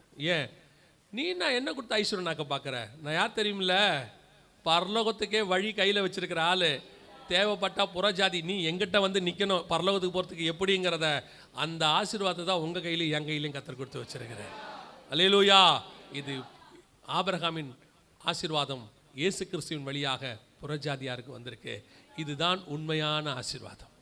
இதை கையில் வச்சிருக்கிற நீங்களும் நானும், இந்த உலகத்தில் இருக்கிற எல்லாமே சோதோம் தான், இந்த உலகத்தில் இருக்கிற எல்லாமே எகிப்து தான், இந்த உலகத்தில் இருக்கிற எல்லாமே அமலேக்கியர்கள் தான், எல்லாமே உலகத்தின் பாவம், எல்லாமே ஒரு வகையில் தேவையில்லாதது தான், வாழ்கிறதுக்கு தேவை, அவ்வளோதான். ஆனால் இதையே கையில் கொடுத்தவர், குமாரனையே தந்தவர், மற்ற எல்லாவற்றையும் அருளாதிருப்பது எப்படி? யோசிச்சு பாருங்க. பரலோகத்துக்கே வழி சொல்லி கொடுத்துட்ட ஆண்டவர் பூமியில் வாழ்கிறதுக்கு அவங்களுக்கு வழி கொடுக்க மாட்டார் இல்லையா? பரலோகத்துக்கு வழி கொடுத்தாருன்றதுக்கு அடையாளம் என்னென்னா, ஒரு சொப்பனத்தை பார்ப்பார் யாக்கோபு. ஒரு ஏணி வைக்கப்பட்டிருந்தது, அந்த நுனி எங்கே எட்டி இருந்தது? அந்த ஏணி எங்கே வைக்கப்பட்டிருந்தது? பூமியில். பூமியிலேருந்து வானத்துக்கு வழி போட்ட ஆண்டவர் பூமியிலேருந்து பூமியில் போகிறதுக்கு வழி கொடுக்க மாட்டாரா? கொடுக்குவாரா? கொடுக்க மாட்டாரா? இங்கேருந்து ஒரு பர்டிகுலர் உயரம்தான் பறவை பறக்கும், ஒரு பர்டிகுலர் உயரம்தான் விமானம் பறக்கும், ஒரு பர்டிகுலர் உயரம்தான் இந்த ஸ்பேஸ் ஷட்டிலு இந்த மாதிரிலாம் இருக்குது, மேலே இருக்குது இல்லைங்களா, இதெல்லாம் பறக்கும். ஆனால் ஒரு லிமிட்டுக்கு மேலே எதுவுமே போகாது. ஆனால் அதையும் தாண்டி இருக்கிற பரலோகத்துக்கு போகிறதுக்கே எங்கிட்ட வழி இருக்கு. நாம் ஒவ்வொருத்தரும் அந்த வழியை கையில் வச்சுட்டு இருக்கிறோம். யோசித்து பாருங்க, பூமியிலிருந்து பரலோகத்துக்கு போகிறதுக்கே வழி எங்கிட்ட இருக்குது, பூமியிலிருந்து இன்னொரு இடத்துக்கு போகிறதுக்கு வழி எங்கிட்ட இல்லையா? அவர் நானே வழியும் சத்தியம்னு சொன்னவர் வெறும் பரலோகத்துக்கு மட்டுமா வழி சொன்னாரு? எகிப்திலிருந்து கானான் போகிறதுக்கு வழி சொன்னாரு. அதே தேவன் தான் கானானிலிருந்து பரம கானான் போகிறதுக்கும் வழி சொல்லி இருக்கிறார். அப்போ அந்த வழி கையில் வச்சிருக்கிறோமே, இது எல்லாத்துடைய பேக்கேஜ். உங்கள் கையில் இருக்கிற அப்பமும் ரசமும் எல்லா ஆசீர்வாதத்தினுடைய பேக்கேஜ். உன்னதமான தேவன் ஆசீர்வதிச்சிட்டாரு. அவர் வானத்தையும் பூமியையும் ஆசீர்வதித்த தேவன். அப்படின்னா ரெண்டு ஆசீர்வாதம் உங்கள் கையில் இருக்கு. இப்போ இதை கையில் வச்சுக்கிட்டு இருக்கிற நீங்கள் தான் சோதம் ராஜா கிட்ட போய் கேட்டுக்கிட்டு இருக்கிறீங்க. பூமிக்கு அதிபதியான பிசாசு கிட்ட போய் ஒரு சர்ச்சில் சொல்லி கொடுத்தாங்க. என்ன சொல்லி கொடுத்தாங்கன்னா, நம்ம ஆசீர்வாதத்தை எல்லாம் பிசாசு எடுத்துன்னு போயிட்டான், எடுத்துன்னு போனதுனால நம்ம பிசாசு கிட்ட இப்போ ஆசீர்வாதத்தை கேட்க போகிறோம். எல்லாம் ஒருமித்து ஒரே சவுண்டில் கேட்க போகிறோம். பிசாசே எங்கள் ஆசீர்வாதத்தை திரும்பி கொடு அப்படின்னு கேட்க போகிறோம். சர்ச்சே கேட்குது. அதாவது பிதாவை நோக்கி விண்ணப்பம் பண்ணுங்கன்றது போயிட்டு இப்போ இவங்க யாரை நோக்கி விண்ணப்பம் பண்ணிட்டு இருக்கிறாங்க? அதிகாரமாக வேற கேட்குறாங்க, என் ஆசீர்வாதத்தை கொடு அப்படின்னு. ஆண்டவரை விட்டுருங்க, அவன் என்ன நினைப்பான் பிசாசு? ஏண்டா அவர் 2000 வருஷத்துக்கு முன்னாடி என் தலையை நசுக்கி விட்டாரு, நானே முண்டமாக அலையிறேன், முண்டங்களே என்ன வந்து கேட்டுக்கிட்டு இருக்கிறீங்களே, அப்படிதானே வசனம் சொல்லுது. தலையை நசுக்கிட்டாரு தானே, அவனே முண்டமாக அலையிறான். அவங்ககிட்ட போய் என் ஆசீர்வாதத்தை கூட. இது எப்படி இருக்குன்னு கேட்டிங்கன்னு சொன்னால், கோயில் வாசலில் உட்காந்துருக்கிற ஒரு யாசகம் கேட்குற பிச்சை கேட்குறாருல, அவர்கிட்ட போயிட்டு ஒரு BMW கார் கிடைக்குமா அப்படின்னா அவன் சொல்கிறான், நானே வழி இல்லாமல் இங்கே உட்காந்துருக்கேன், எங்கிட்ட வந்து BMW மரியாதையாக போயிரும்பா. பிசாசு உங்கள் மேலே கோவப்படுறதுக்கு அது ஒரு காரணம் இருக்குது. நீங்கள் சும்மாவே அவனை டென்ஷன் பற்றின்னு இருக்கிறீங்க. ஆசீர்வாதத்தின் ஊற்று அங்கே இருக்கு. அவர் பரலோகத்துக்கே வழி சொன்ன தேவன், பிதாவின் இடத்துல கிட்டி நெருங்கி சேருவதற்கு வழி சொல்லி இருக்கிற தைரியத்தை கொடுத்திருக்கிற தேவன், பரலோகத்தில் பிதாக்கு முன்னாடி நிற்கிறதுக்கு தைரியம் கொடுத்த தேவன், பூமியிலே ஆகாப்புக்கு முன்பாக நிற்பதற்கும், பார்வோனுக்கு முன்பாக நிற்பதற்கும், ஏரோதுக்கு முன்பாக நிற்பதற்கும், செங்கடலுக்கு முன்பாக நிற்பதற்கும், சிங்கத்துக்கு முன்பாக நிற்பதற்கும், நேபுகாத் நேச்சாருக்கு முன்பாக நிற்பதற்கும் தைரியம் கொடுத்திருக்கிற தேவன் அவர். நீ ஏன் பூமியில ஏன் பயப்படுற? எல்லாத்துக்கும் எதுக்கு பயப்படுற? நமக்கு இருக்கிறது ஒரு வாழ்க்கை கர்த்தர் இந்த பூமியில வச்சிருக்கிறாரு. நமக்கு கொடுத்திருக்கிறது ஒரு குடும்பம், ஒரு மனைவி, ஒரு கணவன், 2 பிள்ளைகள், மிஞ்சி போச்சுன்னா 3. இந்த 5 பேரை நடத்துறதுக்கு வழி இல்லாமையா நான் தேவனை தேடிக்கொண்டிருக்கிறேன்? அவர் சர்வ வல்லமை உள்ள தேவன். பரலோகத்துக்கே வழி சொன்ன ஆண்டவர் எனக்கு பூமியில வாழ்றதுக்கு வழி சொல்ல மாட்டாரு. நீ இங்கே கையில வச்சுக்கிட்டு சோதம் ராஜாவை கெஞ்சிக்கிட்டு இருக்கிற, இந்த அப்பமும் ரசமும் இருக்குதுங்க என் கையில், இருந்தாலும் பார்த்து போட்டு கொடுங்க, சண்டை போட்டுருக்குறோம் எல்லாரும், பார்த்து செய்யுங்க. சோதம் ராஜா அவன் மிரட்டுறான், இப்போ நம்மளை பார்த்து உனக்கு நான் ஒன்று பார்த்து ஏதாவது உனக்கு தரேங்கிறான். இந்த பூமி உங்களை என்னையும் ஆசீர்வதிப்பதுக்காக கத்தர் இல்லை, நாம் அதை ஆசீர்வதிப்பதுக்காக கத்தர் வச்சிருக்கிறார். உன் நிமித்தம் தான் பூமி ஆசீர்வாதமாக இருக்கும். பூமியை கீழ்ப்படுத்துகிற அதிகாரம் தான் உன் கையில் கொடுத்துருக்கிறாரு.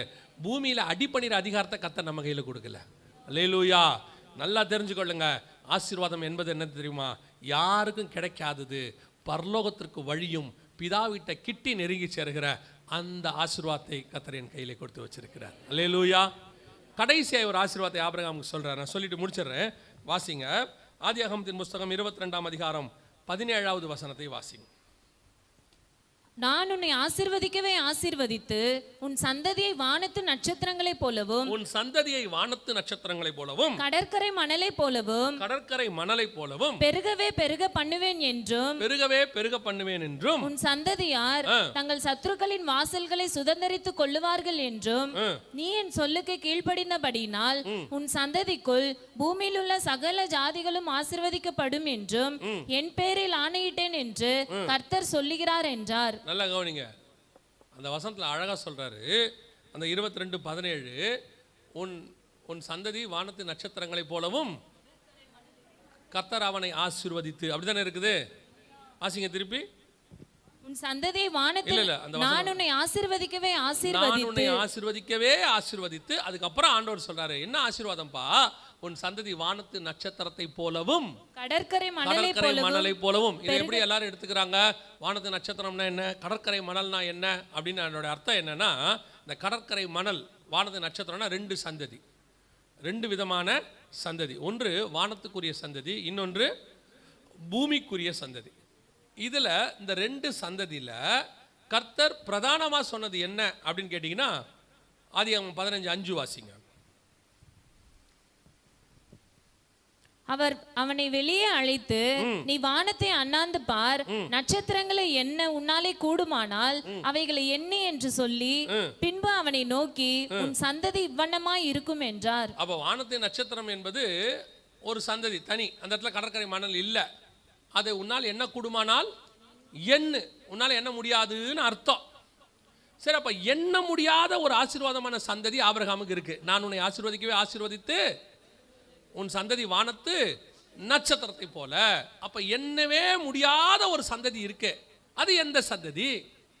அது இஸ்ரவேலர்களை குறித்து சொல்லப்பட்டதா? இல்ல, வசனம் தெளிவா சொல்லுது, ஆபிரகாமின் ஆசீர்வாதம் புறஜாதியாருக்கு வரும்படிக்கு, இயேசு கிறிஸ்துவின் வழியாக புறஜாதியாருக்கு வரும்படிக்கு. அப்போ இந்த எண்ணி முடியாத சந்ததிங்கிறது யாரை குறிக்குது, எந்த இடத்துல குறிக்குது அப்படின்னு கேட்டால் உங்களுக்கு எல்லாருக்கும் தெரியும். இன்றைக்கி பூமியில் என்றது ஒரு கணக்கு. மக்கள் தொகை கணக்கெடுப்பு என்பது ஒரு இப்போ எடுத்துக்கிட்டு இருக்காங்க. மக்கள் தொகை கணக்கெடுப்பு இப்போ எடுத்துக்கிட்டு இருக்கிறாங்க. ஸோ பூமியில் எவ்வளோ பேர் இருக்கிறாங்க அப்படிங்கிறது ஒரு கணக்கெடுப்பு. அது சரியாக இருக்காதுன்னு வச்சுக்கோங்களேன், எடுக்கும் போதே தப்பாக போயிடும், அதை விட்டுருங்க. ஆனால் இதை நாம் என்ன சொல்கிறோம், இது இஸ்ரவேலரை குறித்து சொல்லப்பட்டதான ஒரு தீர்க்க தரிசனம் அப்படின்னு சொல்கிறோம். ஆனால் உண்மையிலேயே இது இஸ்ரவேலை பற்றி சொல்லப்பட்டதா அப்படின்னு கேட்டிங்கன்னா, ஓசியாவின் புஸ்தகம் 1ஆம் அதிகாரம் 10வது வசனம் வாசிங்க. 10வது வசனம், ஓசியா 1:10. என்றாலும் இஸ்ரவேல் புத்திரரின் தொகை அளக்கவும் எண்ணவும் கூடாத கடற்கரை மணலை போல் இருக்கும். கடற்கரை மணலை போல். அப்ப கடற்கரை மணலுங்கிறது யாரை குறிக்குது? இஸ்ரவேல் ஜனங்களை குறிக்குது. அவ்வளவுதான், வசனம் தெளிவா இருக்குது. அப்ப ஆண்டவருக்கு 2 சந்ததி இருக்கு, ஒன்னு பூமிக்குரியது, ஒன்னு வானத்துக்குரியது. இப்ப இஸ்ரவேல் ஜனங்களை என்ன பார்த்தார்? யார் என்ன பார்த்தது? தாவீது என்ன பார்த்தார்? என்ன பார்த்த உடனே யோவாபு வேணான்னாரு. ஆனா இவர் எண்ணினாரு. என்ன உடனே ஆண்டவர் அன்னைக்கு வாதையை கொண்டு வந்தார் எருசலேமில் இருக்கு. ஏன் வாதையை கொண்டு வந்தார்னா, ஆபிரகாம்கிட்ட சொன்னார், உன் சந்ததி என்னவா இருக்கும்? எண்ணி முடியாததாக இருக்கும்னு சொன்னார். என்ன முடிஞ்சா என்னன்னாரு. அந்த இடத்துல வசனம் தெளிவா இருக்கு. சாத்தான் பிசாசு யாரை ஏவினான்? தாவீதை ஏவினான்னு இருக்கு. தாவீதை ஏவனதுனால என்ன சொல்லிட்டான். என்ன உடனே இவரும் என்ன சொல்லிட்டாரு. ஆனா கணக்குக்கு தப்பா போச்சு. யோவாபு தான் கோத்திரத்தை எண்ணாம விட்டுட்டாரு, அது எண்ண முடியாம போச்சு. ஆனாலும் அதுக்குரிய தண்டனையை தாவீது பெற்றுட்டார். ஸோ அந்த எண்ண முடியாத சந்ததிங்கிறது யாரை குறிக்குது? இஸ்ரவேலை தான் குறிக்கிறதா அப்படின்னு கேட்டீங்கன்னா, இப்போ வாசிங்க வெளிப்படுத்தின விசேஷம் 7ஆம் அதிகாரம். வெளிப்படுத்தின விசேஷம் 7ஆம் அதிகாரம் 5வது வசனத்திலிருந்து வாசிங்க. யூதா கோத்திரத்தில் முத்திரை போடப்பட்டவர்கள் 12000. ரூபன் கோத்திரத்தில் முத்திரை போடப்பட்டவர்கள் 12000. காத் கோத்திரத்தில் முத்திரை போடப்பட்டவர்கள் 12000. அந்த மாதிரி 12 கோத்திரத்தில் முத்திரை போடப்பட்டவங்க 8வது வசனம் வரைக்கும் இருக்கிறாங்க. சரியா இருக்குதா?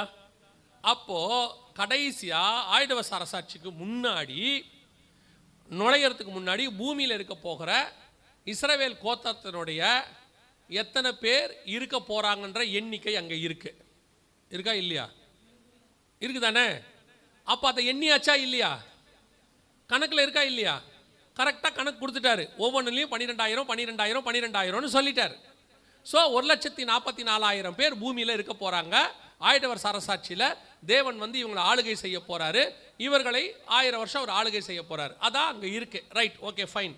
அப்ப எண்ணி முடியாத சந்ததினா எது? இதான் இங்க எண்ணியாச்சே. இஸ்ரவேல் ஜனங்களை என்ன பண்ணியாச்சு? எண்ணியாச்சு. எண்ணி முடிச்சு 12,000 கொண்டாந்தாச்சு. இவங்க தான் அங்க நுழைய போறாங்கன்னு சொல்லியாச்சு. அப்படி இருக்கும்போது எண்ணி முடியாத கூட்டம் யாரு? உன் சந்ததி வானத்தின் நட்சத்திரத்தை போல, உன்னால் என்ன கூடுமானால் எண்ணு, உன் சந்ததி வானத்தின் நட்சத்திரத்தை போல இருக்கும். உன்னை ஆசீர்வதிக்கவே ஆசீர்வதி. அப்போ உன் சந்ததி ஆசீர்வாதமா இருக்கும்னா உன் சந்ததி என்ன கூடாததாக இருக்கும் அப்படின்னு இருக்கு. அப்ப இது யாரு? இந்த சந்ததி யாரை குறித்து சொல்லப்பட்டிருக்கிறது? வாசிங்க, முடிக்கலாம். 7ஆம் அதிகாரம் வெளிப்படுத்தின விசேஷம் 9வது வசனம் வாசிங்க. இவைகளுக்கு பின்பு நான் பார்த்தபோது இதோ சகல ஜாதிகளிலும் கோத்திரங்களிலும் ஜனங்களிலும் பாஷைக்காரரிலும் இருந்து வந்ததும் ஒருவரும் எண்ணக்கூடாததுமான திரளான கூட்டமாகிய ஜனங்கள் வெள்ளை அங்கிகளை தரித்து தங்கள் கைகளில் குருத்தோலைகளை பிடித்து சிங்காசனத்திற்கு முன்பாகவும் ஆட்டுக்குட்டியானவருக்கு முன்பாகவும் நிற்க கண்டேன். அவன் அத்தனை பேரும் கிருபாசனத்துக்கிட்ட, மகா பரிசுத்த ஸ்தலத்துக்கிட்ட ஆட்டுக்குட்டியானவர்கிட்ட ஒரு கூட்டம் நிக்குது. அந்த கூட்டம் தான் ஒருவரும் எண்ணக்கூடாத கூட்டம். இங்க இஸ்ரவேல் கூட்டத்தை எண்ணியாச்சு. 1,44,000 புறப்பட்டு வந்த இஸ்ரவேல் சந்ததியை எண்ணாகமத்தில் எண்ணியாச்சு. யார் யாரு எவ்வளோ இருந்தாங்கன்னு எண்ணாகம புஸ்தகமே அதுதான், என்றதுதான். அப்போ ஆபிரகாம் கிட்ட சொன்னது உன் சந்ததி எண்ணி முடியாததா இருக்கும்னாரே, அது யாரு? எண்ணி முடியாத சந்ததியா இருந்தா எண்ணாகமத்தில் எப்படி எண்ணினாங்க? எண்ணி முடியாத சந்ததியா இருந்தா வெளிப்படுத்தல் 1ஆம் அதிகாரம் to 8வது வசனத்தில் எப்படி எண்ணி முடிச்சிட்டாங்க? அப்போ எண்ணி முடியாத சந்ததி என்பது இஸ்ரவேலை குறித்து சொல்லவில்லை. அது இயேசு கிறிஸ்துவின் வழியாக புறஜாதியராக நம்முடைய சபையை குறித்து சொல்லப்பட்ட தீர்க்க தரிசனமான வார்த்தை, சிங்காசனத்திற்கு முன்பாக எண்ணி முடியாத ஒரு கூட்டம் நிற்கிறது. நீங்களும் நானும் தான் அங்கே நிற்கிறோம். உங்களை என்னைய பத்தி தீர்க்க தரிசனம் தான் அது. அவருடைய சந்ததியை யாரால் எண்ணி முடியும்? வசனம் அப்படித்தானே சொல்லுது. அவருடைய சந்ததியை, வம்சத்தை யாரால் எண்ணி முடியும்? எண்ண முடியாது. அந்த ஒரு தகப்பனுக்கு அந்த இயேசு கிறிஸ்துவின் வழியாக ஆயிரம் ஆயிரம் லட்சோப லட்ச கோடி கணக்கான பிள்ளைகள் பிறந்து கொண்டே இருக்கு. டெய்லி பிறக்குது. எங்கேயோ ஒருத்தர் ரட்சிக்கப்பட்டுக்கிட்டே இருக்கிறான். பிள்ளைகள் பிறந்துகிட்டே இருக்கு. இந்த கணக்கை யாராலையும் எடுக்க முடியாது. இந்த கணக்கை யாராலையும் சொல்ல முடியாது. எங்க எவ்வளவு பேர் எப்படி ரட்சிக்கப்பட்டிருக்காங்க யார் சொல்லுவீங்க? இன்னைக்கு உலகத்துல எத்தனை பேர் இருக்கிறாங்கன்னு உங்களால சொல்ல முடியும். எத்தனை பேர் ரட்சிக்கப்பட்டிருக்கிறாங்கன்னு உங்களால சொல்லவே முடியாது. எத்தனையோ நாடுகளிலே, புறஜாதி நாடுகளிலே, அந்த மதம் ஸ்ட்ராங்கா இருக்கிற நாடுகளிலே அரசாங்கத்துக்கே தெரியாமல் தங்கள் இயேசுவை ஏற்றுக்கொண்டு மறைமுகமாக கண்மலையின் வெடிப்புக்குள்ளே தங்கி இருக்கிற எத்தனையோ புறா இருக்கிறது. கம்யூனிஸ்ட் நாடுகளில் அண்டர் கிரவுண்ட் சபைகளை நடத்தி கொண்டிருக்கிறவர்கள் எத்தனையோ பேர் இருக்கிறார்கள். இந்த சந்ததியை எண்ணி முடியாது. இதுதான் எண்ணிக்கைக்கு அடங்காத திரளான கூட்டமாகிய ஜனங்கள். ஆசீர்வாதம் என்பது என்ன? எண்ணி முடியாத திரளான கூட்டம் என்பது எதை குறிக்கிறது? பூமியில் இருக்கிறத பற்றி சொல்லுதா? இல்லை எண்ணி முடியாத கொடுக்கக்கூடியதான பிள்ளைகளை, நீ பெற்றோர் எடுக்கிற பிள்ளைகளை சொல்லுதா? இல்லவே இல்லை. இது ஆவிக்குரிய பிள்ளைகள். என் இயேசு கிறிஸ்துவுக்கு, பிதாவுக்காக, என் இயேசு கிறிஸ்துவின் மூலமாக அவருடைய வித்து நமக்குள் வாசமாய் இருக்கிறது. இயேசுவுக்கும் சபைக்கும் பிறந்த பிள்ளைகள் இது. இது சிங்காசனத்துக்கு முன்பாக நிற்கிற பிள்ளைகள். அந்த பிள்ளைகள் தான் நீங்களும் நானும். அந்த எண்ணி முடியாத கூட்டத்தில் இருக்கணும்னா அந்த வருகையில் நீங்கள் போனால் மட்டும்தான் அங்கே நிற்க முடியும். அப்போ தான் அங்கே போய் நிற்க முடியும். இல்லைன்னா நிற்க முடியாது.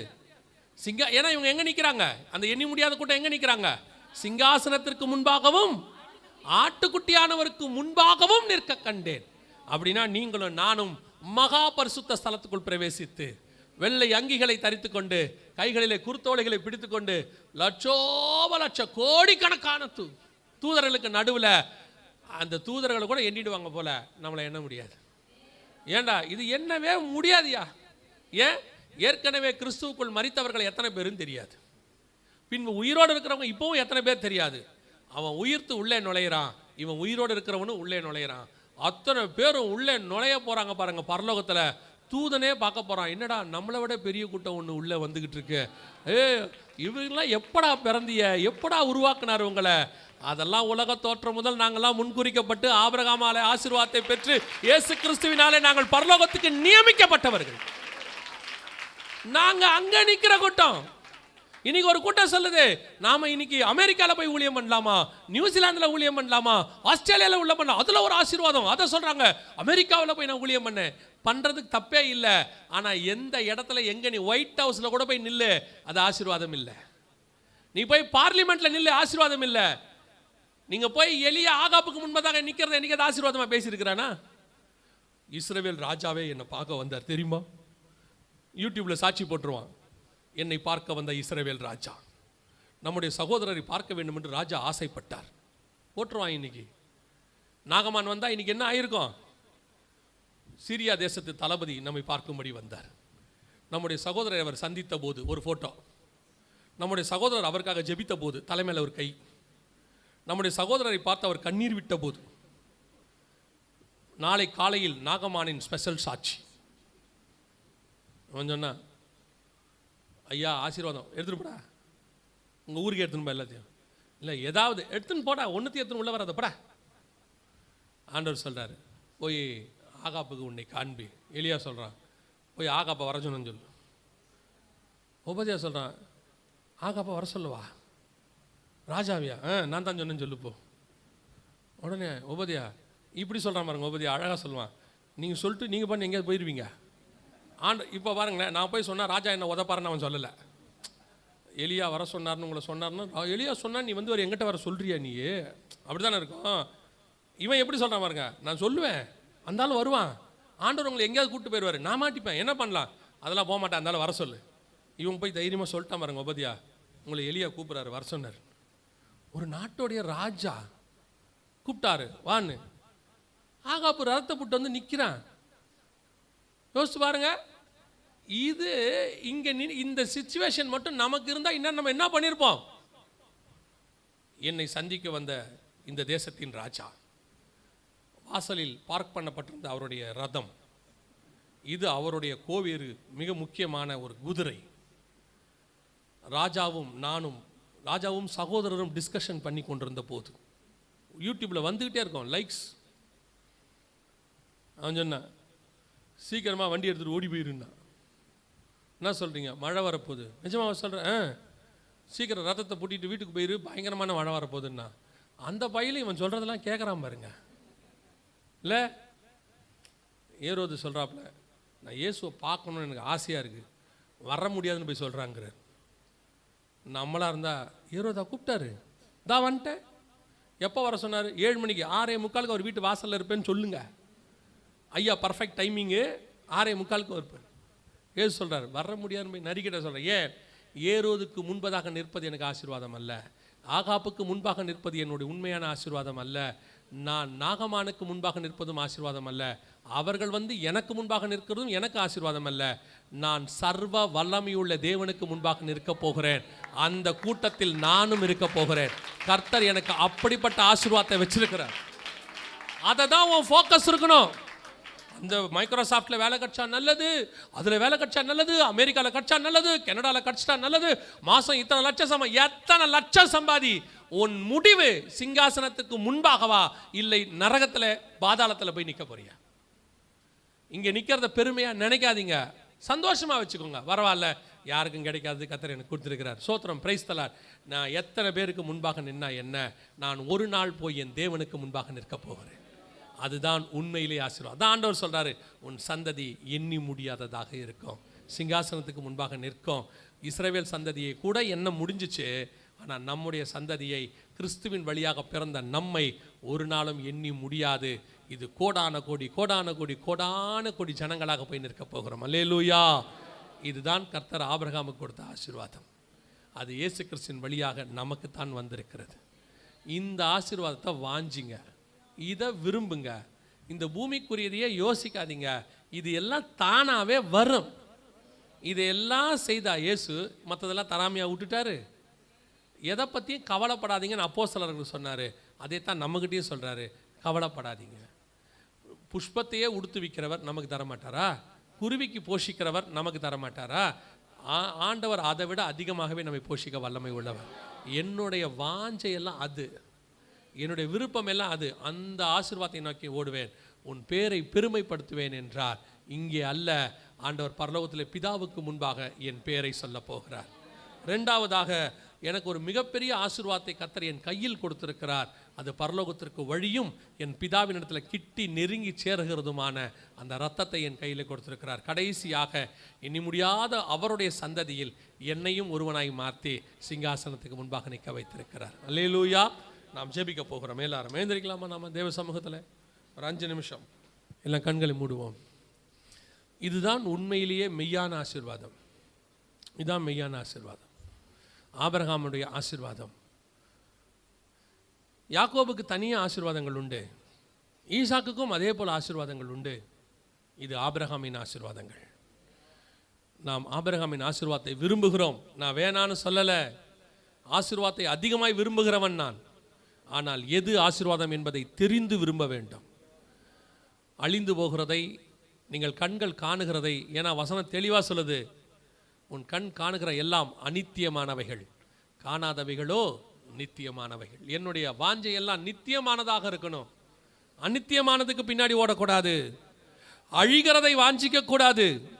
என் பேரை அத்தனை கோடி பேருக்கு முன்னாடி, தூதர்களுக்கு முன்னாடி, பரிசுத்தவான்களுக்கு முன்னாடி, பரிசுத்த ஆவியானவர் அங்கே இருக்கும்பொழுது பிதாவுக்கு முன்பாக இயேசு உங்க பேரையும் என் பேரையும் ஒரு தடவை சொல்ல போறார். எவ்வளோ பெரிய சந்தோஷம் பாருங்க. பழைய ஏற்பாட்டில் யோபுக்கு கிடைச்ச அந்த ஆசீர்வாதம் புதிய ஏற்பாட்டில் நம்ம எல்லாருக்கும் இருக்குன்னு அவர் சொல்றாரு. ஜெயம் கொள்ளுகிறவன் எவனோ அவனை என் பிதாவுக்கு முன்பாக அறிக்கை பண்ணுவேன், ஜீவ புஸ்தகத்தில் அவன் பெயரை எழுதுவேன். ஒப்பு கொடுப்போமா? இந்த ஆசீர்வாதத்தை வாஞ்சிங்களேன். என் கையில் அப்பத்தையும் ரசத்தையும் கொடுத்துருக்கிறாரு. இது எனக்கு பரலோகத்துக்கு போகிறதுக்கான வழியும் தைரியத்தையும் கொடுக்குதே. இந்த ஆசீர்வாதம் எத்தனை பேருக்கு இல்லையே? அவங்களும் என்னென்னவோ பண்ணி பரலோகத்துக்கு போக முயற்சி பண்ணுறாங்களே. நற்கிரியைகளை செய்து பார்க்கிறார்கள், தான தர்மங்களை செய்து பார்க்கிறார்கள், தங்களால் இயன்ற பலவிதமான சரீர முயற்சிகளை செய்து பார்க்கிறார்கள். ஆனால் சரீர முயற்சிகளால் ஆகாததை தன்னுடைய இரத்தத்தினாலும் மாம்சத்தினாலும் எனக்கு கொடுத்திருக்கிறாரே, அது ஆபிரகாம் கிட்ட கொடுத்ததை இயேசு வாங்கி என் கையில் கொடுத்துட்டாரே. நான் பரலோகத்துக்குள்ளே நுழைகிறேங்கிற நிச்சயம் இருக்குதே, நான் கிட்டி பிதா கிட்ட போயிடுவேங்கிற நிச்சயம் இருக்கு. எவ்வளவு பெரிய ஆசீர்வாதம். ஒப்பு கொடுப்போமா? ஒப்பு கொடுப்போமா?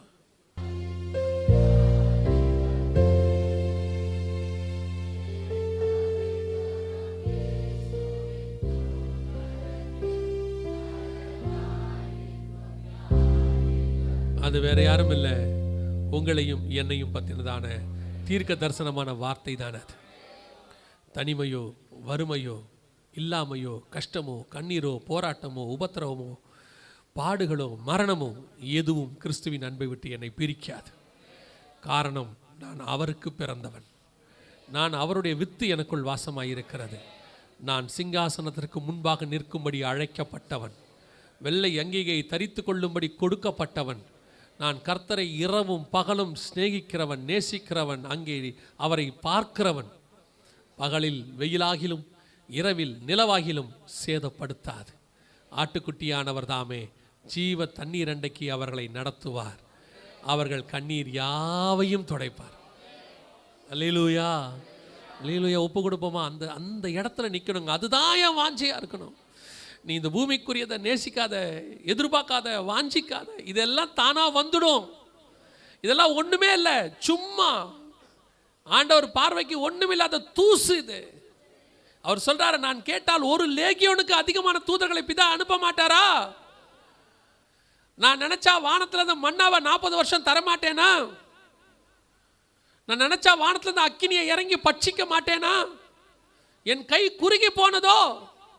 இதையே தேடிட்டு இருக்கியே, இதையே நேசிட்டு இருக்கியே. என் பிள்ளையை எப்படி வளர்ப்பேன், என் பிள்ளைக்கு எதிர்காலத்துக்கு என்ன பண்ண போறேன், நான் எப்படி வாழ போறேன், என்ன செய்வேன், இதெல்லாம் தூக்கி இந்த இந்த துக்கத்தெல்லாம் பிசாசு கொடுத்து உன்னை உண்மையான ஆசீர்வாதத்தை பார்க்க விடாமையே உன் கண்ணை மறைச்சிட்டான். நீ பரலோகத்திற்கென்று அழைக்கப்பட்டவன், நீ பரலோகத்திற்கென்று அழைக்கப்பட்டவள், நீ பிதாவுக்கு முன்பாக நிற்கும்படி அழைக்கப்பட்டவள். உனக்கு வழி திறந்திருக்கிறது.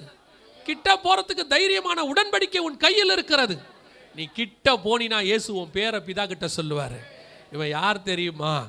குடும்பமே எதிர்த்த போது அவன் எனக்காக வந்தவன். இவன் யார் தெரியுமா?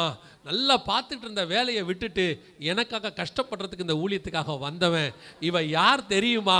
அப்பா அம்மா எதிர்த்து அடிச்சு உதைச்சாலும் பரவாயில்ல, எனக்கு இயேசு போதும்னு சொன்னவன். உன்னை பத்தி ஒவ்வொரு சாட்சியா பிதா கிட்ட சொல்ல சொல்ல சொல்ல பரலோகத்தில் இருக்கிற தூதர்கள்லாம் அதை கேட்டுக்கிட்டே நிற்பாங்க. உன்னை அப்படியே பெருமையா பார்ப்பாங்க. ஏன்னா உன் பேர் அவ்வளோ பெருமை ஆயிடுவாங்க.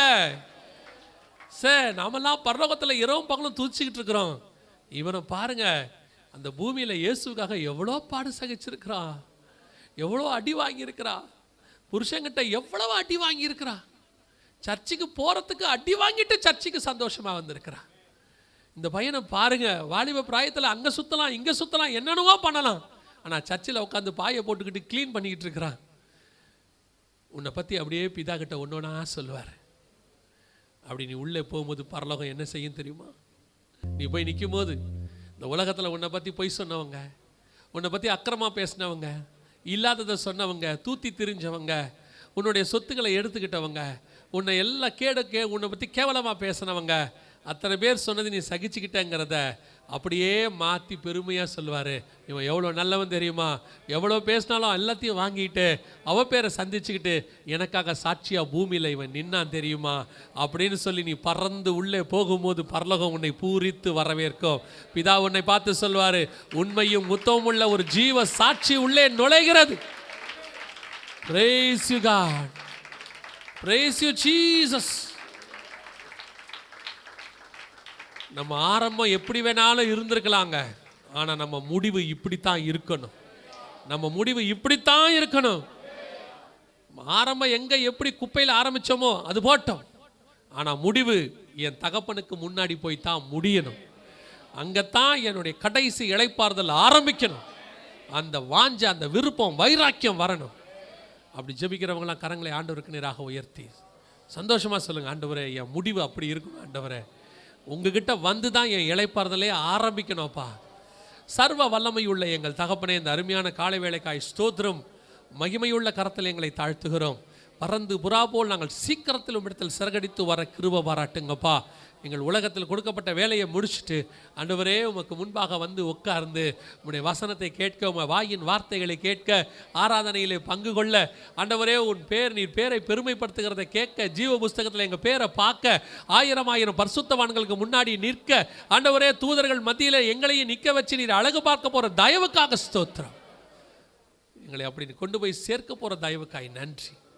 பொறுப்பெடுத்துக் கொள்ளுங்கப்பா. பாரமான யாவற்றையும் உதறி தள்ளிவிட்டு ஓட கிருபைதான். நீர் மாத்திரம் மகிமைப்படும். எங்கள் ஆண்டவர் இயேசு கிறிஸ்துவின் நாமத்தில் ஒப்பு கொடுத்து ஜெபிக்கிறோம் ஜீவனுள்ள நல்ல பிதாவே.